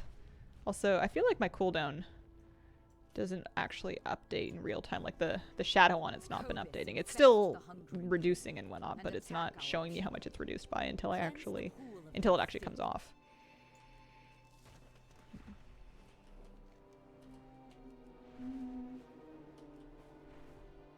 This is not a good place to be for notes.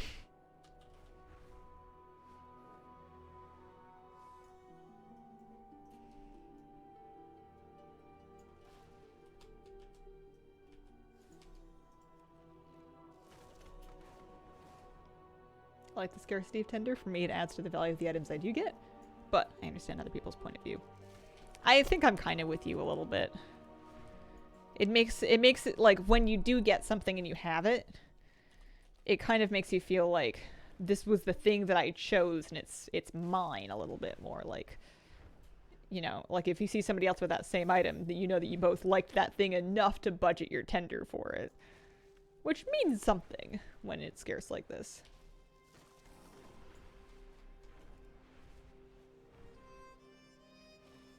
Alright, they're both off cooldown now. So, looking for a Spore Fuse. Actually, Spore Fused Herbs aren't even up here, are they? Or if they are, they're not everywhere. Maybe I should just stick to the good old-fashioned irradiated ones. Overloading is much less exciting than it was in Dragonflight.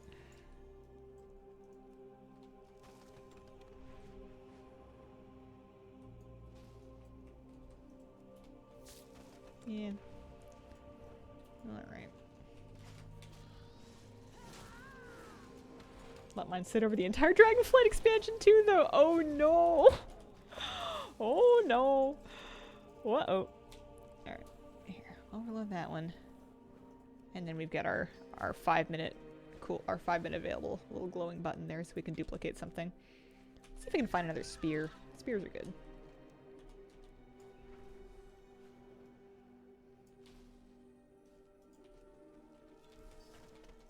Oh, now I find a spore fuse node.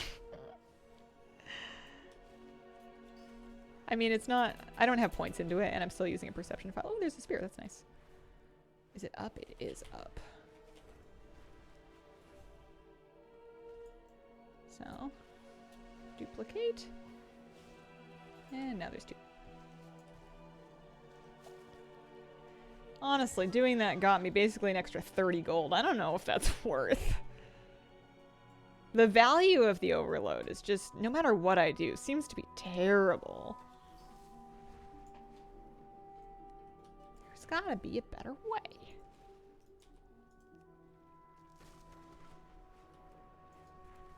Loaded up farm hut and I like it. Nice. Yeah, I come back to it whenever I get to doing this in any great quantity.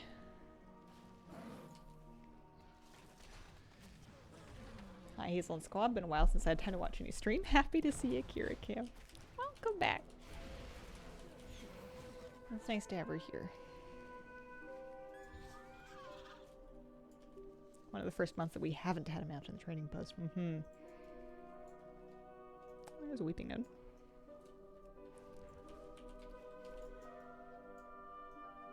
I'll overload this. Doing that gave me...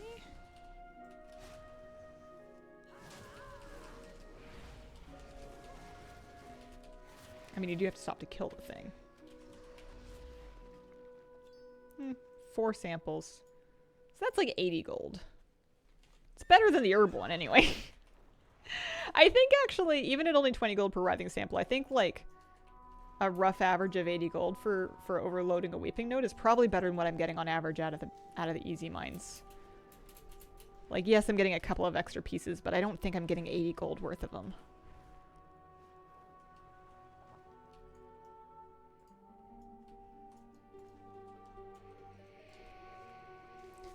I'm a little disappointed that it wasn't Beledar today, but we can try every day on stream, so maybe tomorrow will be a Beledar day. Can't believe we're back at the weekend already. Taking a little midweek day off really messed up my perception of time. It's Friday already. Easy nodes never seem worth stopping for me. Yeah. I put 40 points into specializing in them because I'm like, listen, when I get all the points for them, they're definitely going to be worth it. Yeah, I mean, I can get them pretty fast now with Weaver buff plus Fire Water plus all the points in them. I can pick them up quite quickly. It's just... you just don't get very much from them. I wanted them to give you more to compensate for risking your life. I need hazard pay in the form of ore. I know engineers like doing them for they get stuff. Engineers get extra stuff from them, but if you're not an engineer, it kind of seems not worth it. Unless you just like feeling alive, you know?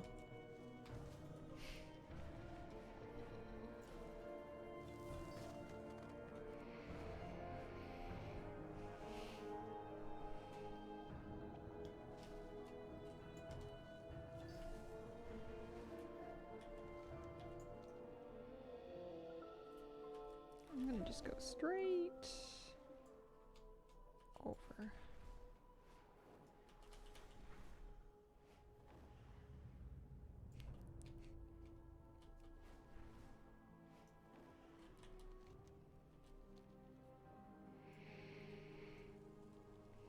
We've been holding pretty steady at kind of 32, 33k per hour.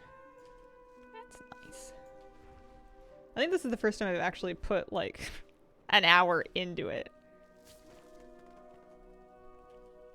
I used to get all excited about my gold per hour, but the number would be based on gathering for like 17 minutes. Like I wouldn't even gather for an entire true site file or anything.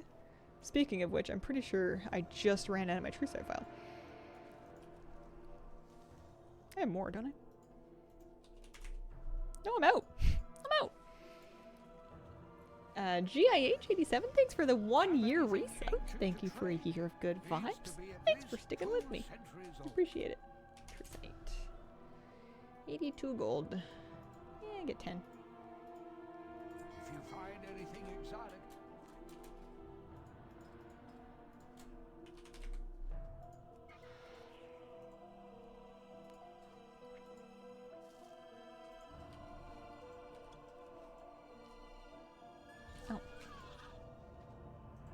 Those are null stones.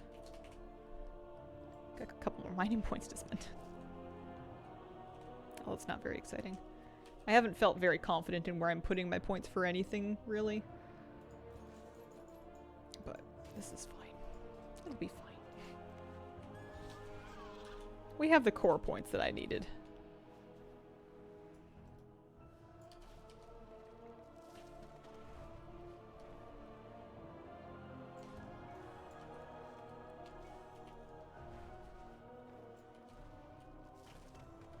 Never use true site files while farming.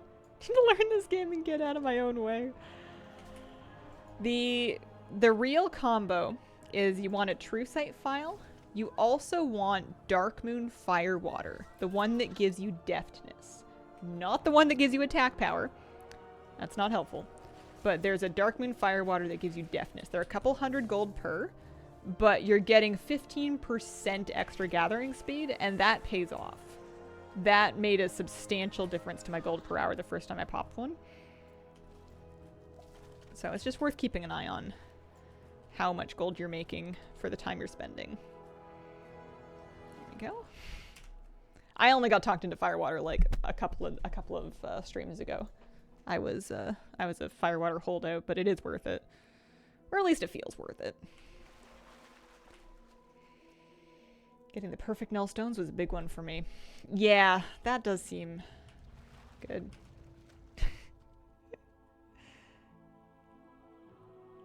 Can you link that? Darkmoon Firewater? I can type it. Yeah, just like that. Firewater's all one word, but you got it. Just search on the auction house. You can also fish it up at the Darkmoon Fair. It can be fished. I just bought mine on the auction house. It's a couple hundred gold each.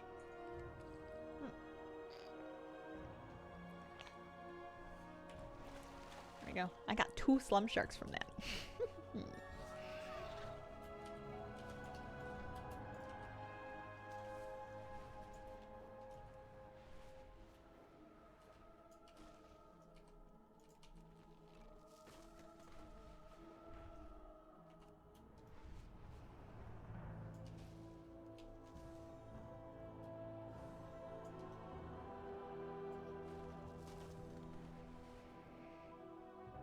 Crates from pools. Had a good 100 plus when the X-Pack launched. Now I'm down to 40.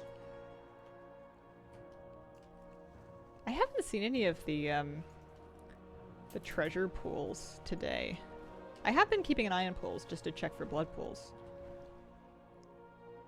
How often do you wash your hoodies? Doing laundry? Can't decide.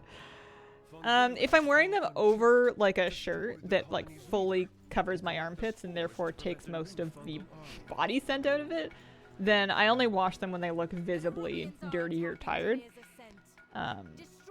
Because you're gonna wear them down a little bit each time you launder them. So basically just sniff it, smell test, you know, if it stinks or if it smells in a way that you are not happy with, then go ahead and throw it in the wash. But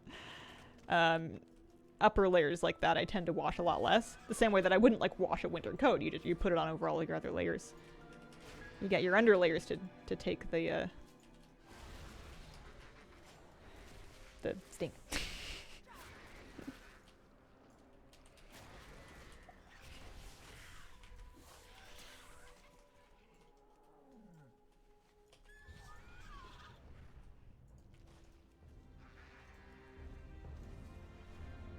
I do wash my like post-workout hoodies more often.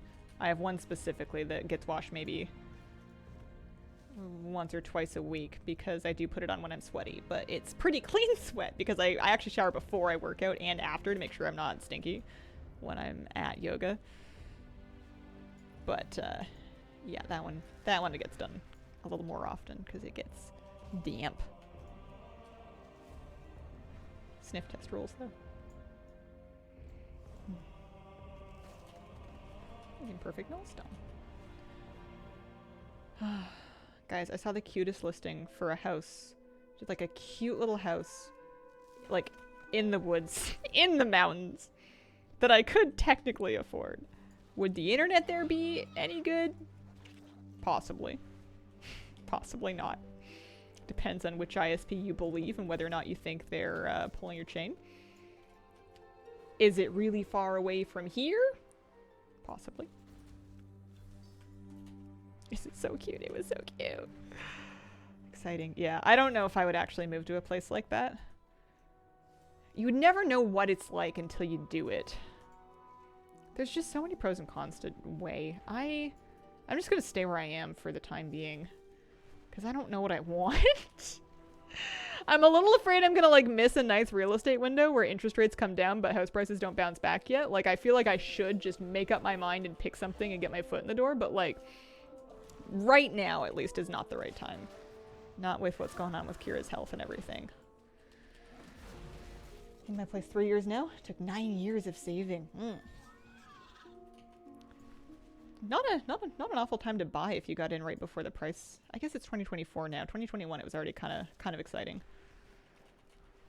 It hurts me looking at historical price listings for real estate listings because if the 2019 to 2020 prices like doubled.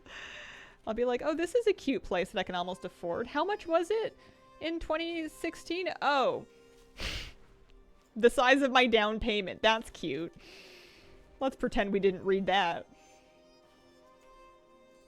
Hi, Games Nutty Hazel. Hi, Scarlett. How you doing? Are you existing today? I am on borrowed time. I'm gonna crash really hard. My beloved kitty cat spent the entire night sleeping on my pillow. Like, when I first went to bed and she was on my pillow, I was like, sweetie, we can't do this. And I like gently tipped her off of it so she could go curl up somewhere else on the bed. And she insisted, and she wormed her way back onto my pillow. And by the time, like, I didn't really sleep properly until 4 a.m. when she left. But, yeah. Yeah, kitty cat has cancer. We're doing palliative care, so we've decided not to try to treat the cancer because the prognosis wasn't like a fixable thing. And I decided not to put her through cancer treatment if it wasn't going to save her, basically. So if she wants to sleep on my pillow, she can do that. If she wants to drink out of my water cup, she can do that.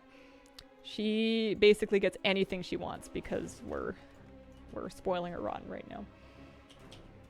Trying to time the market's rough, but when you find something you like, refinance it when the rates are better. It is a little wonky in Canada. I guess I don't know where you are. Maybe you're Canadian too. It is. I know a little different. It is possible to do that in Canada, but you have certain penalties. I guess you just have to get a good mortgage wizard to figure out whether or not you're actually going to save money refinancing. Haven't slept through a night since adopting mine. Yeah, they're cute little stinkers that have a real way of ruining your sleep. Moose does not ruin my sleep in the same way. My baby darling puppy not only slept through the night right from the very beginning, but also I have successfully trained him to sleep in his own bed at the foot of my bed and not in my bed, which means that I can, with the exception of my cat, I can actually sleep. Yeah, I'm on Vancouver Island in Canada. I'm living in Victoria, BC right now, which is, as I've discovered, an extremely expensive place to try to buy property. Sorry to hear that. Sister's dog of 12 years passed over Halloween weekend. Oh, cat went through the same thing. Started the treatments. It was so much money, so many vet visits, switched to palliative. It's such a hard decision. It's so, like, nothing's easy about it. I'm still a mess. I've had a week or two to kind of process being a mess, so I'm doing a little better now, and I'm sure I'll be a mess again later, but it was going to be just really invasive, really difficult treatment for her. And it was also going to be just astronomical amounts of money, which you want to say isn't a factor, but it is going to be. And she had multiple lesions. Like, if it was just like, if they could have said with any amount of confidence, or even like an optimistic tone of voice that there was a chance that we would actually like get her cancer free, then I would have paid the money. I would have done anything. But it's in her lungs and it's in multiple places. And we don't even know if it's a carcinoma or a sarcoma. We don't even know if it started in her lungs or not. It very well could have started somewhere else, which it often does in cats. So she's just getting the treats and cuddles and wondering why I'm crying all the time. Yeah, Kira's got cancer. She's only 10, which is very unfair. But, you know, sometimes these things happen.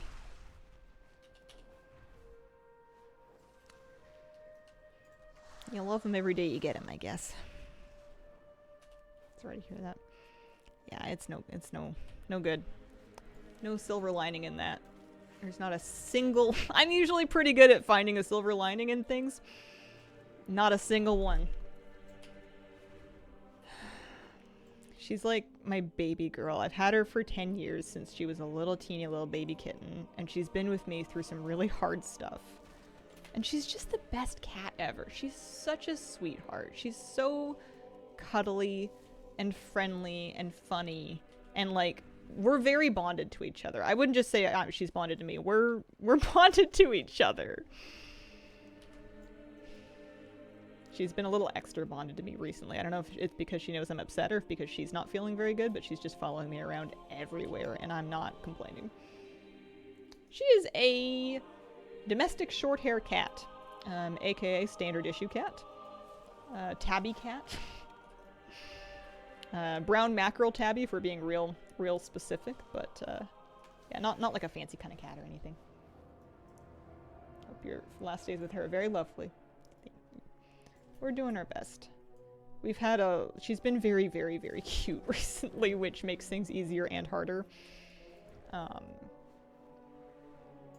Yeah, I know. I was reading something about cats, and it was like, make sure that you know that they'll live 15 to 20 years. And I'm like, oh, don't tell me that. Not all of them will.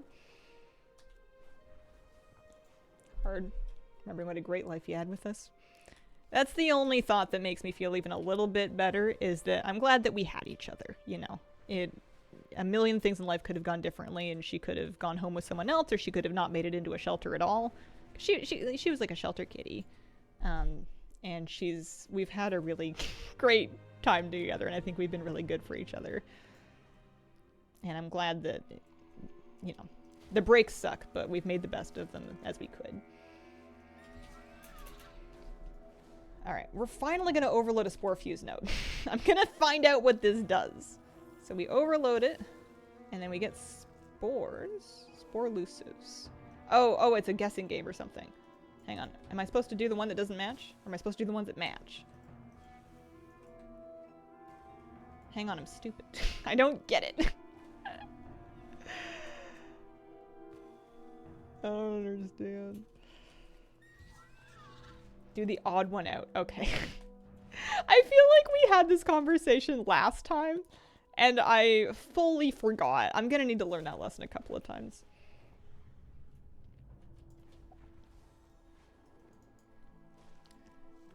Oh, well. There are games with overloading, apparently. Sometimes it's just like a stomp on the spiders thing, and sometimes they want more from you. Isn't as easy as I thought. Yeah, I just got excited. I was like, oh, hey, free flowers? No, not all of them. I think I learned that from someone here in stream chat, too. Once you said it, I was like, oh, yeah, people told me that one. I should have known that one, but that's okay.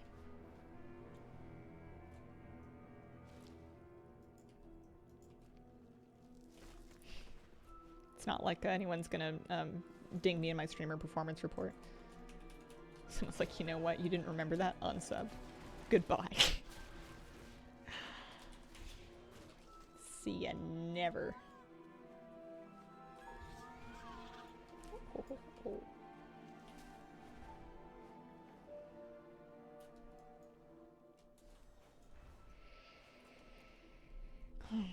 You know what else has been very cute? As Moose has been... I mean, he's always loved her. My dog adores my cat. He's just enamored. In like a respectful distance kind of way now, because he's also kind of afraid of her. But if he hears her meow or hears her walk into something, because she's also blind because she really has no luck. Or, you know, anything at all going on, like he hears her throwing up, which she does a little more now. He will stop what he's doing. He'll put down a treat that he's in the middle of eating. And he'll walk away to go find her and check on her and sniff her and give her like a little lick on the ears and be like, hey, you good? And it's so cute. And she gets so annoyed because she can't stand him. But he's like so gentle and so sweet. I don't know how I got the best dog too. I've got some luck, but they gave me the absolute sweetest one. He's such a muffin. Property prices and interest rates like in Canada right now. What I would do to give you a range, because obviously there's a range. Interest rates are coming down now. They tend to mirror the American ones a little bit, but it depends on what the Bank of Canada's been doing. They were in the 7s, and we're down a little closer now. I think we were talking about like a 4.5 or a 4.3 for interest. We'll see. But it depends on what you want and where you're buying it. If you go to realtor.ca, which is the website that I live on, and you look in Victoria, BC, you can kind of poke around and get a feel for what like houses and condos and townhouses and stuff go for. But the basic gist of it is that if you want a house and you want it to be if you want a house, it would be great if you had $1 million. There are not a lot of houses under $1 million, and they tend to have substantial problems, especially if you're in town. If you get out of town a few hours and you go like into the more rural areas, you can definitely get more value for your money, but you're still like, even in towns where you used to be able to buy something for like 300,000, you know, you go out to like one of the next towns over that's like an hour away in any direction, and you're still looking at like $700,000-$800,000 houses. And mind you, these are Canadian dollars, so they're not worth quite as much as an American dollar. But it is, it's a situation. I'm just really lucky that I've been able to save. I know I haven't made a whole lot of content. I've been doing my best, but my best kind of is pretty minimal recently. But over the last couple of years, even though I've been kind of a little autopilot, I've been enjoying streaming.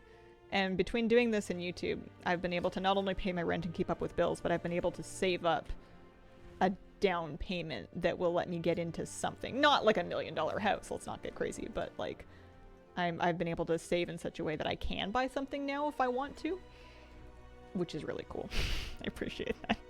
I wasn't sure I was going to be able to do that because divorce is very expensive, and that absolutely decimated my savings.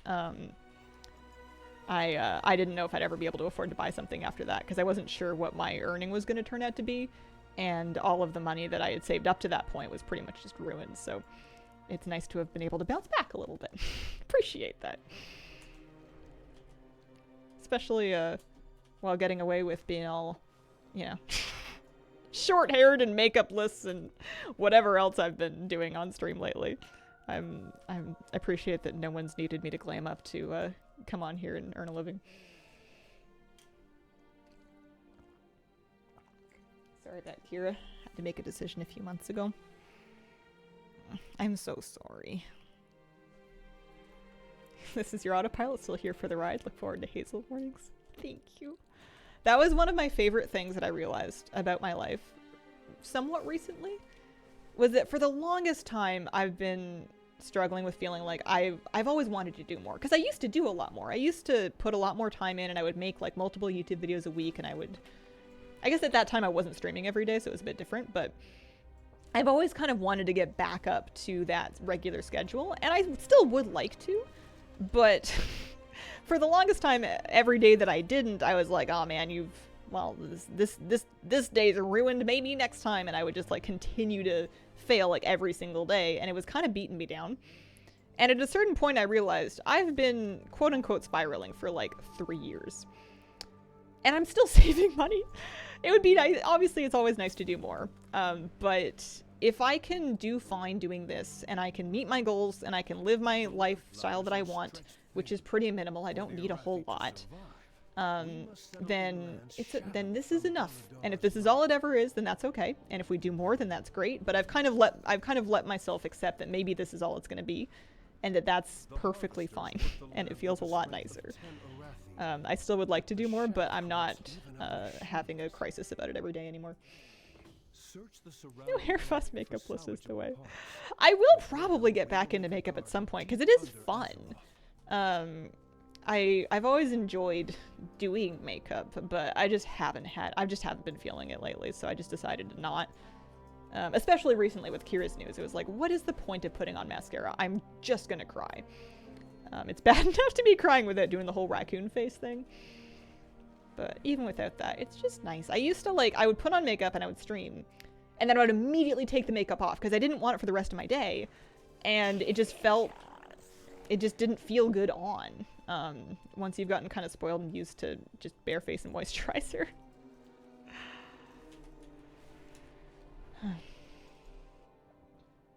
Tune into your streams even without a cam. Aw. The runny makeup last month would have been on theme. That's true. It could have been like a Halloween thing. We like it. That's very sweet of you guys. Not everybody does, but that's okay. We don't need everybody.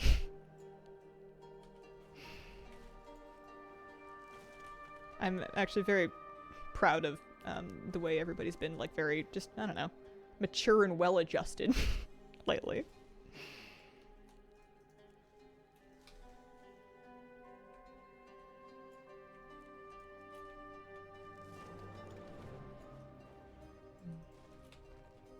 It's a kind of a big ask on the internet. Do we know what color bike is coming from the secret finding anniversary stuff? There's a bike? I knew there was a Mountain Dew bike that I've already written off.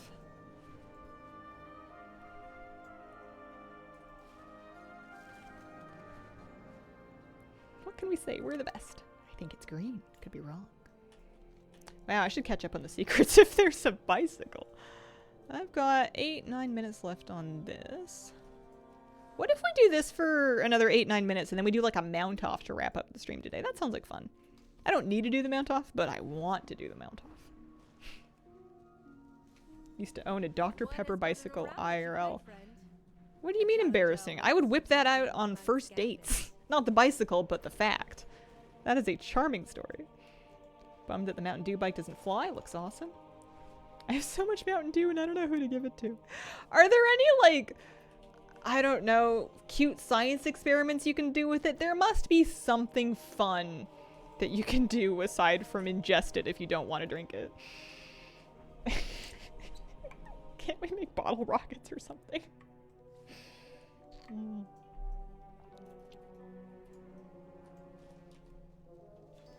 Cleaning drains? I remember somebody used to say that they used to clean their bathroom with Coca-Cola or like their toilet or something like that, and I'm like, even if this works, which I accept that it might, conventional cleaning agents are not like wildly expensive and you don't need very much of them. Is this necessary? Son drinks it, steal the caps from him. Does the Mentos trick work? You would think, right? Like it's just a carbonation thing? Presumably? I'm guessing.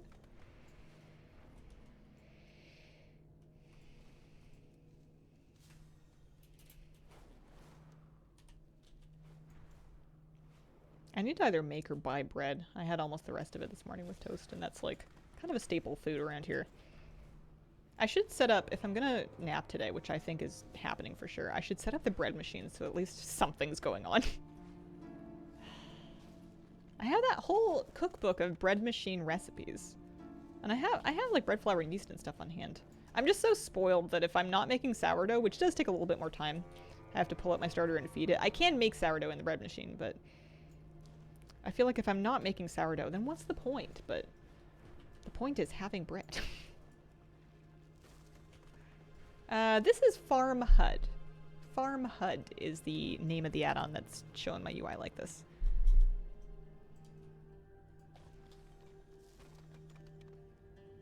Go with a nice cheesy tomato soup with some sourdough. I had like a butternut squash kind of autumn, not almond, autumn spiced soup for dinner last night, and that was really good. Let's just overload this, eh? Larger kitchen, more storage. Love an air fryer and a bread maker. People like the air fryers, but they are notoriously large. I've omitted the air fryer, but I do have the bread maker. The nice thing about a bread maker is if you're not using it every day, you don't have to store it in your kitchen. If you have room in a closet somewhere else, it's not that big of a deal to take it out from a different room and move it into your kitchen when you're ready to make bread. If it's something that you're just doing like once a week or something like that, they're not crazy heavy. It's not like a KitchenAid. Like, my KitchenAid is something that I use embarrassingly little. I thought I was going to use it way more when I bought it. But it's super, super duper heavy, so it just stays put. Like, it lives on my counter, whether or not... I should get a cover for it, actually. I used to have a dust cover. It stays on my counter no matter what, because it's really heavy. But the bread machine goes in, like, more of a storage cabinet. My Instant Pot also goes in a storage cabinet. My rice maker. I love kitchen appliances. Studio apartment? Yeah.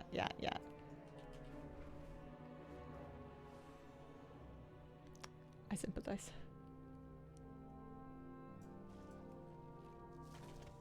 You have to wake your starter up. It's time for them to work.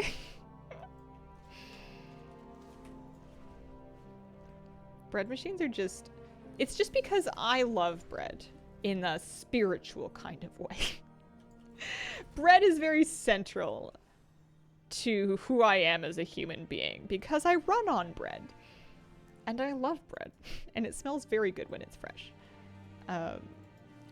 So having an appliance that I can literally put ingredients into, like I'm a witch making a potion, and then go beep boop, and then come back in like 6 hours or whatever it is, and then there's a loaf of fresh bread, and I can smell it baking in the meantime, is just the most insane thing that's ever been invented for me. Holiday-themed breads. For Thanksgiving, I make the Mulgore spiced bread from the WoW cookbook, and that's it. I do that one. I do it once a year, maybe twice a year. I might whip it out again on Christmas, actually.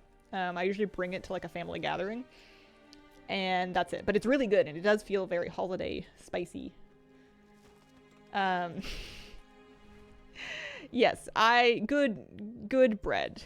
I should specify good bread. I'm not really one to mess with like the shelf stable pre-packaged kind of bread. Like I want it from... I'm not too good for grocery store bread, but it needs to be from the grocery store bakery and it needs to be fresh. Or I will make it. Or we have actual bakeries that specialize in bread that do very good bread. I like Cobb's here a lot. I like it because they do like a really chewy loaf. I like very crusty, very chewy. I don't like my bread to be cakey. And I don't like it to be sweet. At that point, have cake. For me.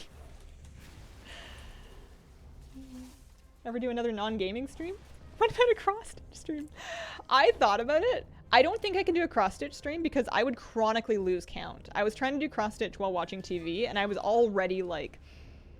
I wasn't even paying attention to the show, and I was already, like, having to improvise my stitch count a little bit.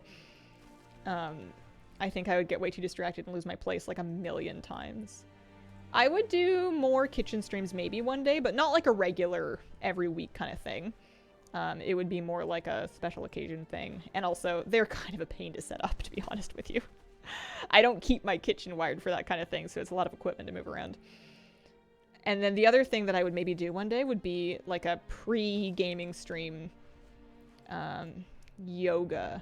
If I was going to practice yoga at home instead of the studio, I feel like doing it on stream would make me not want to take so many shortcuts.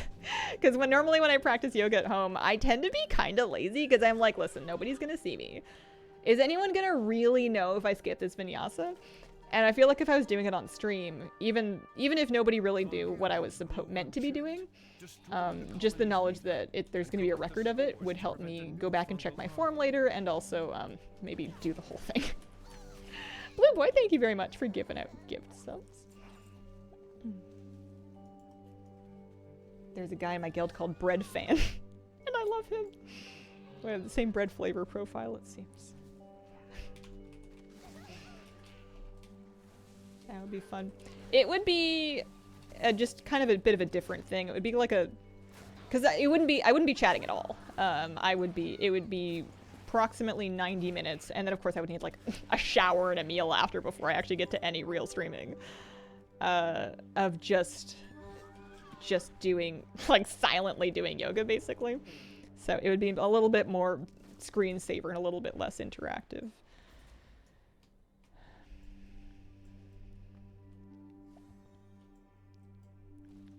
But it would be kind of cool to share what I do.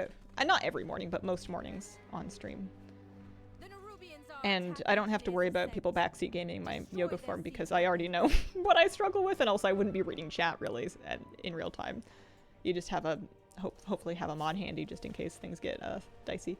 Oh, I found a blood in the water, but the mount off starts really soon. But I found a blood in the water, but the mount off, it's starting in just a minute.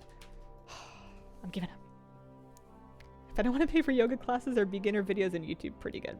Yes, beginner videos on YouTube are a great place to start.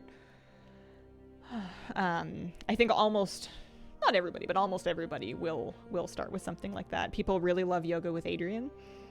That's very good.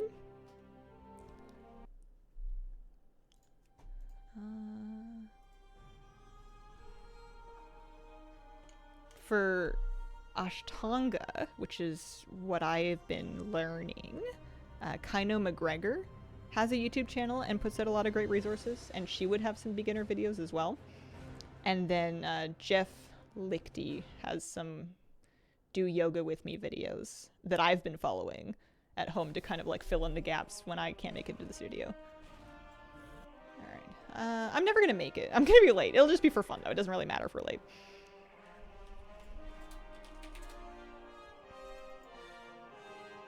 First channel I was checking out the other day. Mount Mania!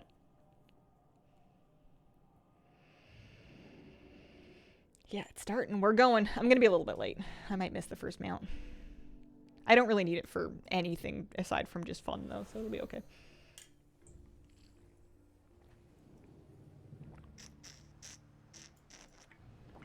But the fantasy would be to have like a really cute little space to do yoga in that I can stick like a appropriately distanced webcam from for that kind of thing. And not have it be, oh, I don't even have that one. Because right now, there's one place in my whole apartment I can fit my yoga mat in. And I have to clean the floor every time before I go, because it's kind of right by my front door. So it gets really dirty. And,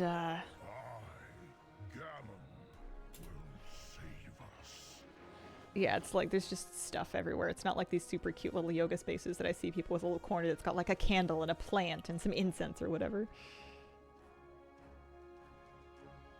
How do you know when it's starting? It is always at 45 minutes past the hour. Get ready for the next mount. Every hour at 45 minutes past. Body's starting to hate me. Need the stretching.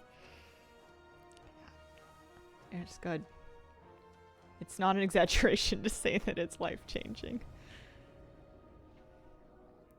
I feel like I swapped my old problems with my body for new problems with my body, but it's a very good exchange rate. Like, we've gotten rid of my back pain. We've been able to sleep much better. Generally feeling better and more limber and also getting more flexible. And then, what else? Stronger. Stronger is good. A couple little muscles doesn't hurt either. And on the downside, and I mean, you can do yoga any time of the day that you want, but I find that the best time for me to actually do it is gnarly early in the morning. So I get up gnarly early in the morning, and I hate it. But I've experimented with doing it at different times, and it's the best time to do it. And once I'm going, I don't hate it. I just like when it's the night before when I'm like, oh, I have to get up early, and I'm like, this is no fun. But it does make me appreciate my rest days more, because then I'm like, oh yeah, I get to sleep in. Lower back hurts a lot. Yeah, so the new problem would include that. I wouldn't say injuries. I haven't really injured anything aside from when I jammed my toe, but that was just me being stupid. You do want to be very mindful and careful with any kind of physical activity, but like pay attention to your body and to how everything feels as you're doing it, and don't try to push yourself to fit like an image or to look like somebody else or to fit what you think a pose should look like, especially if you already feel the stretch. You have the rest of your life. You do not need to be in a hurry to get any particular amount of stretch done. You really don't want to hurt yourself. So just like getting used to paying attention to things. I didn't buy this one yet. So that you can kind of feel where you should stop is important. I was going to say my wrists get sore, but actually after the first couple of weeks, my wrists stopped being sore because I started getting better at supporting my weight with my core and everything. And the thing that makes my wrists the most sore is actually fishing. Fishing messes up my wrists. And gaming. If I'm doing a ton of Mythic Plus, if I do like 5 or 6 Mythic Plus keys in a day, my wrist will hurt. Quirky ways I sit in a chair, in fact not cute, actually causing scoliosis. I used to think that I needed to sit in my chair like this all the time, and my desire to either double cross my legs or put my knees up on my chair was either like intrinsic to my body or caused by anxiety. And maybe those things were both true. But it turns out when you build some flexibility and you stretch and you lengthen out and strengthen and whatever your hamstrings and your hip flexors and all the different parts, you can sit in a chair normally and not have it feel uncomfortable. I thought I would always be uncomfortable sitting normally. I just watched too much Death Note as a teenager, and I thought some people were just destined to be like Elle, and it turns out I was just really tight in my hips and in my legs, and that's what made me want to curl up into the fetal position at all times. And now that I've lengthened that out some, I can sit normally now, and it makes my back way better. Future art endeavors. Fun. Can only do like 3 keys in a row before like my wrist is killing me. Gotta stop. Yeah. Weightlifting can be good for that, but at a certain point you just have to put the game down. It's hard when you're having fun and you're like, all right, everybody's on. We all have time. It's the weekend. We're crushing keys. We're getting this done. We're getting our 10s done. And you're like, you don't want to go, but you're also like, ow. Blanchie's not super difficult to get. No, it takes a little bit of doing. You here with my legs crossed. I spent a long time trying to train myself to not cross my legs at my desk because I knew it was messing up my knees and I knew it was messing up my back. And I used to do crazy things like, or not crazy things, but I used to take a pair of leggings and tie them over the bottom leg so that there would be a knot on top of it that I would notice basically whenever I unconsciously tried to cross my legs. And I did that, and it kind of sort of worked, but I just needed to stretch. I had no idea. One of my legs is dramatically tighter than the other one, even now after working on it for 3 or 4 months. And I'm pretty sure because of the way I used to cross my legs.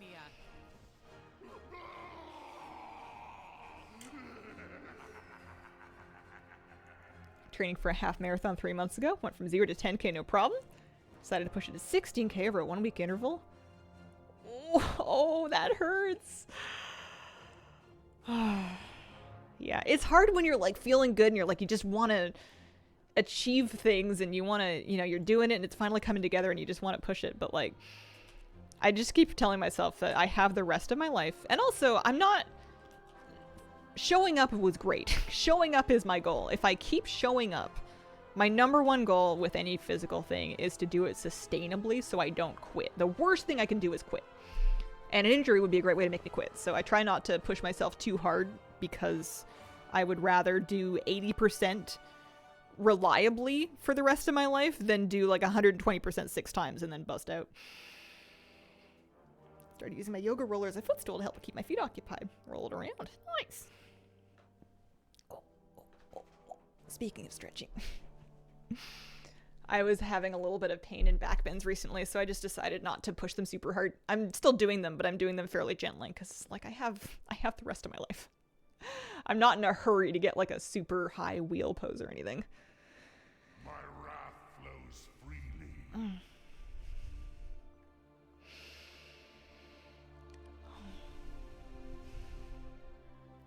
I hope I stick with yoga forever, but also like until next summer, because when I finally get out of like hoodies and endless sweaters, I want to be all like cute and ripped to my shoulders. You know? like a nice Y back tank top. It'll be great. Physio going well. Should get back 20 in December. Yeah, it's hard. Pet the cat with feet because she likes to sit under my desk. Aww. Oh, man. All right. I'm going to go post up those things that we gathered, and we'll see what the auctions are worth once I get them all posted. I'm wrapping up for the day soon, but we can post some stuff first. There's our baby girl. There's our baby girl. She's so fuzzy. She's so soft.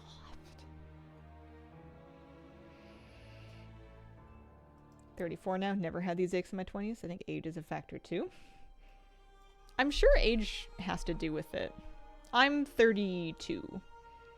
And I definitely started experiencing more pain in my late 20s and 30s than I did early 20s. Early 20s, I could do anything and it didn't matter. And I did. And it didn't matter. But I think part of it is not just getting older, but also accumulating years in which you have not stayed at the same level of mobility that you would like. I think stretching and staying limber can do a lot to kind of help alleviate those things as you get older. You're still going to have some amount of pain, but I think you can, a lot of it, if you stay active and mobile and stuff. What was I doing? I was selling stuff over here. Welcome to your 30s. Breakfast is ibuprofen. I think that finding physical activity that feels good and fun and doable to you. Oh, hey, the pool's still here. That's crazy.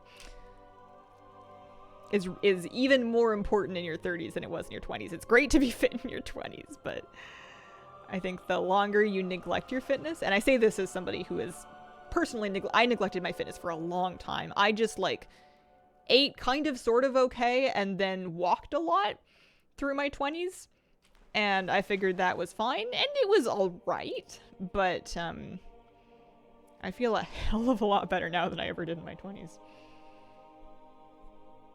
Your years of choices will eventually start to show up and say hi and go, hey, it's me.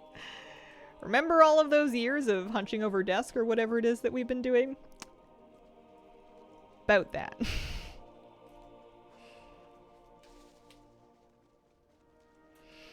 Alright. Let's see. Have anything ancient to trade? But it's pretty rich of me to sit here and say that I've solved everything. I pretty much just I walk my dog, I go on occasional hikes, and I do yoga. And I've only been doing yoga since July. I'm brand new. I am baby. I'm still all wobbly and falling over and stuff. Come back with some better stories. I'm falling over less now though, which is extremely exciting. It feels pretty cool to actually feel stable in some of the balancing poses because you never thought you would really.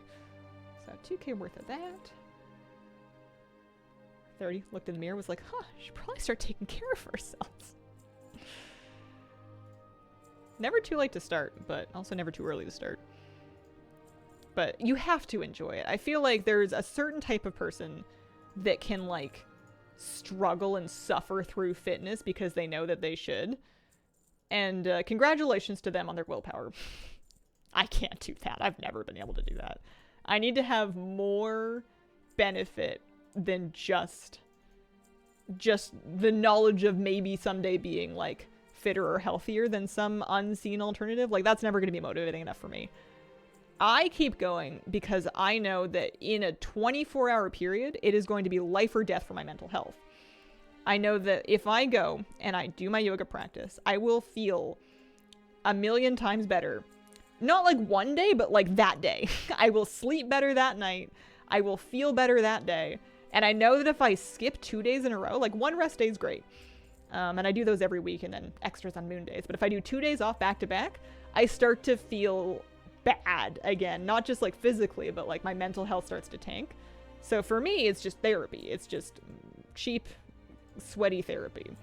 So if I do it for that reason, because I know how important my mental health is, because that's an investment in, among other things, your earning potential, If you neglect your mental health too long, you're liable to burn out at work, and that's scary.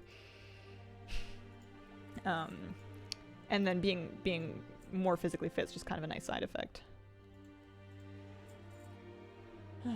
Practicing for 21 years now, safe to say it saved my life. I can't believe how many people I've heard say that, and also how true it's been feeling for me. I know I'm very early in it, but it really does feel very true. I'm gonna be sad if I have to move away from my yoga studio. I know there's other places to practice, but it's gonna be really hard for me I mean, and I'm probably gonna, because my studio is right downtown. I'm probably gonna end up moving away from it. There are other studios. And there's also more than just the one type of yoga. This is where I started, so I like it. be needed for my mental health too. Certain amount of natural light exposure. Yeah. Which is hard for people that live up north. I mean, you can do the lamps and stuff, but at a certain point it's just a little bit grim. I can't complain. I'm not that far up north. I'm on the 49th parallel-ish. Days are kind of short right now, but they're not like Arctic Circle short. We're not talking Alaska numbers here. Okie dokie. My auctions are worth approximately 20 and then 40, 60,000 gold today. Which checks out, because I think we spent roughly 2 hours gathering. I think maybe an hour went to both, like, we did the mount off thing, but at the top of the stream I did a bunch of crafting as well. So I think that adds up. I think that adds up. I like being a vampire. If you find anything exotic, bring it. Didn't start working out until I was 26. Started lifting, look better, feel better. Mental health a lot better too. I've heard a lot of people say really amazing things about lifting.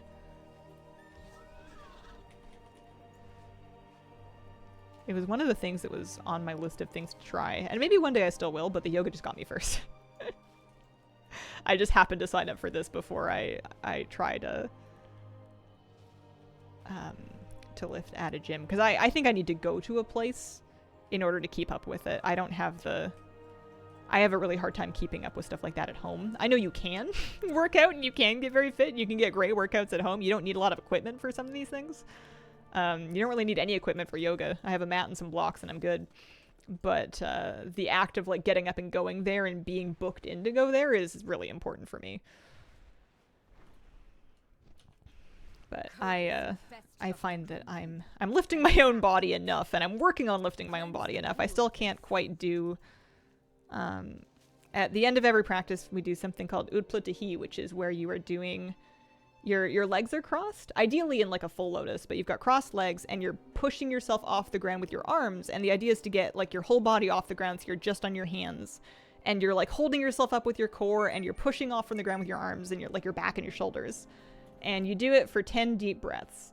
And I'm still not off the ground and I'm trying very hard. But I'm getting closer every day. I think I'm getting enough resistance training for the moment. Yeah, and it's one of the last things you do in your practice. It's the last thing before Sukhasana or Shavasana. So you're already tired because you've been doing like an hour or 2 hours or whatever of yoga. And you're like, okay, fine. I'll try.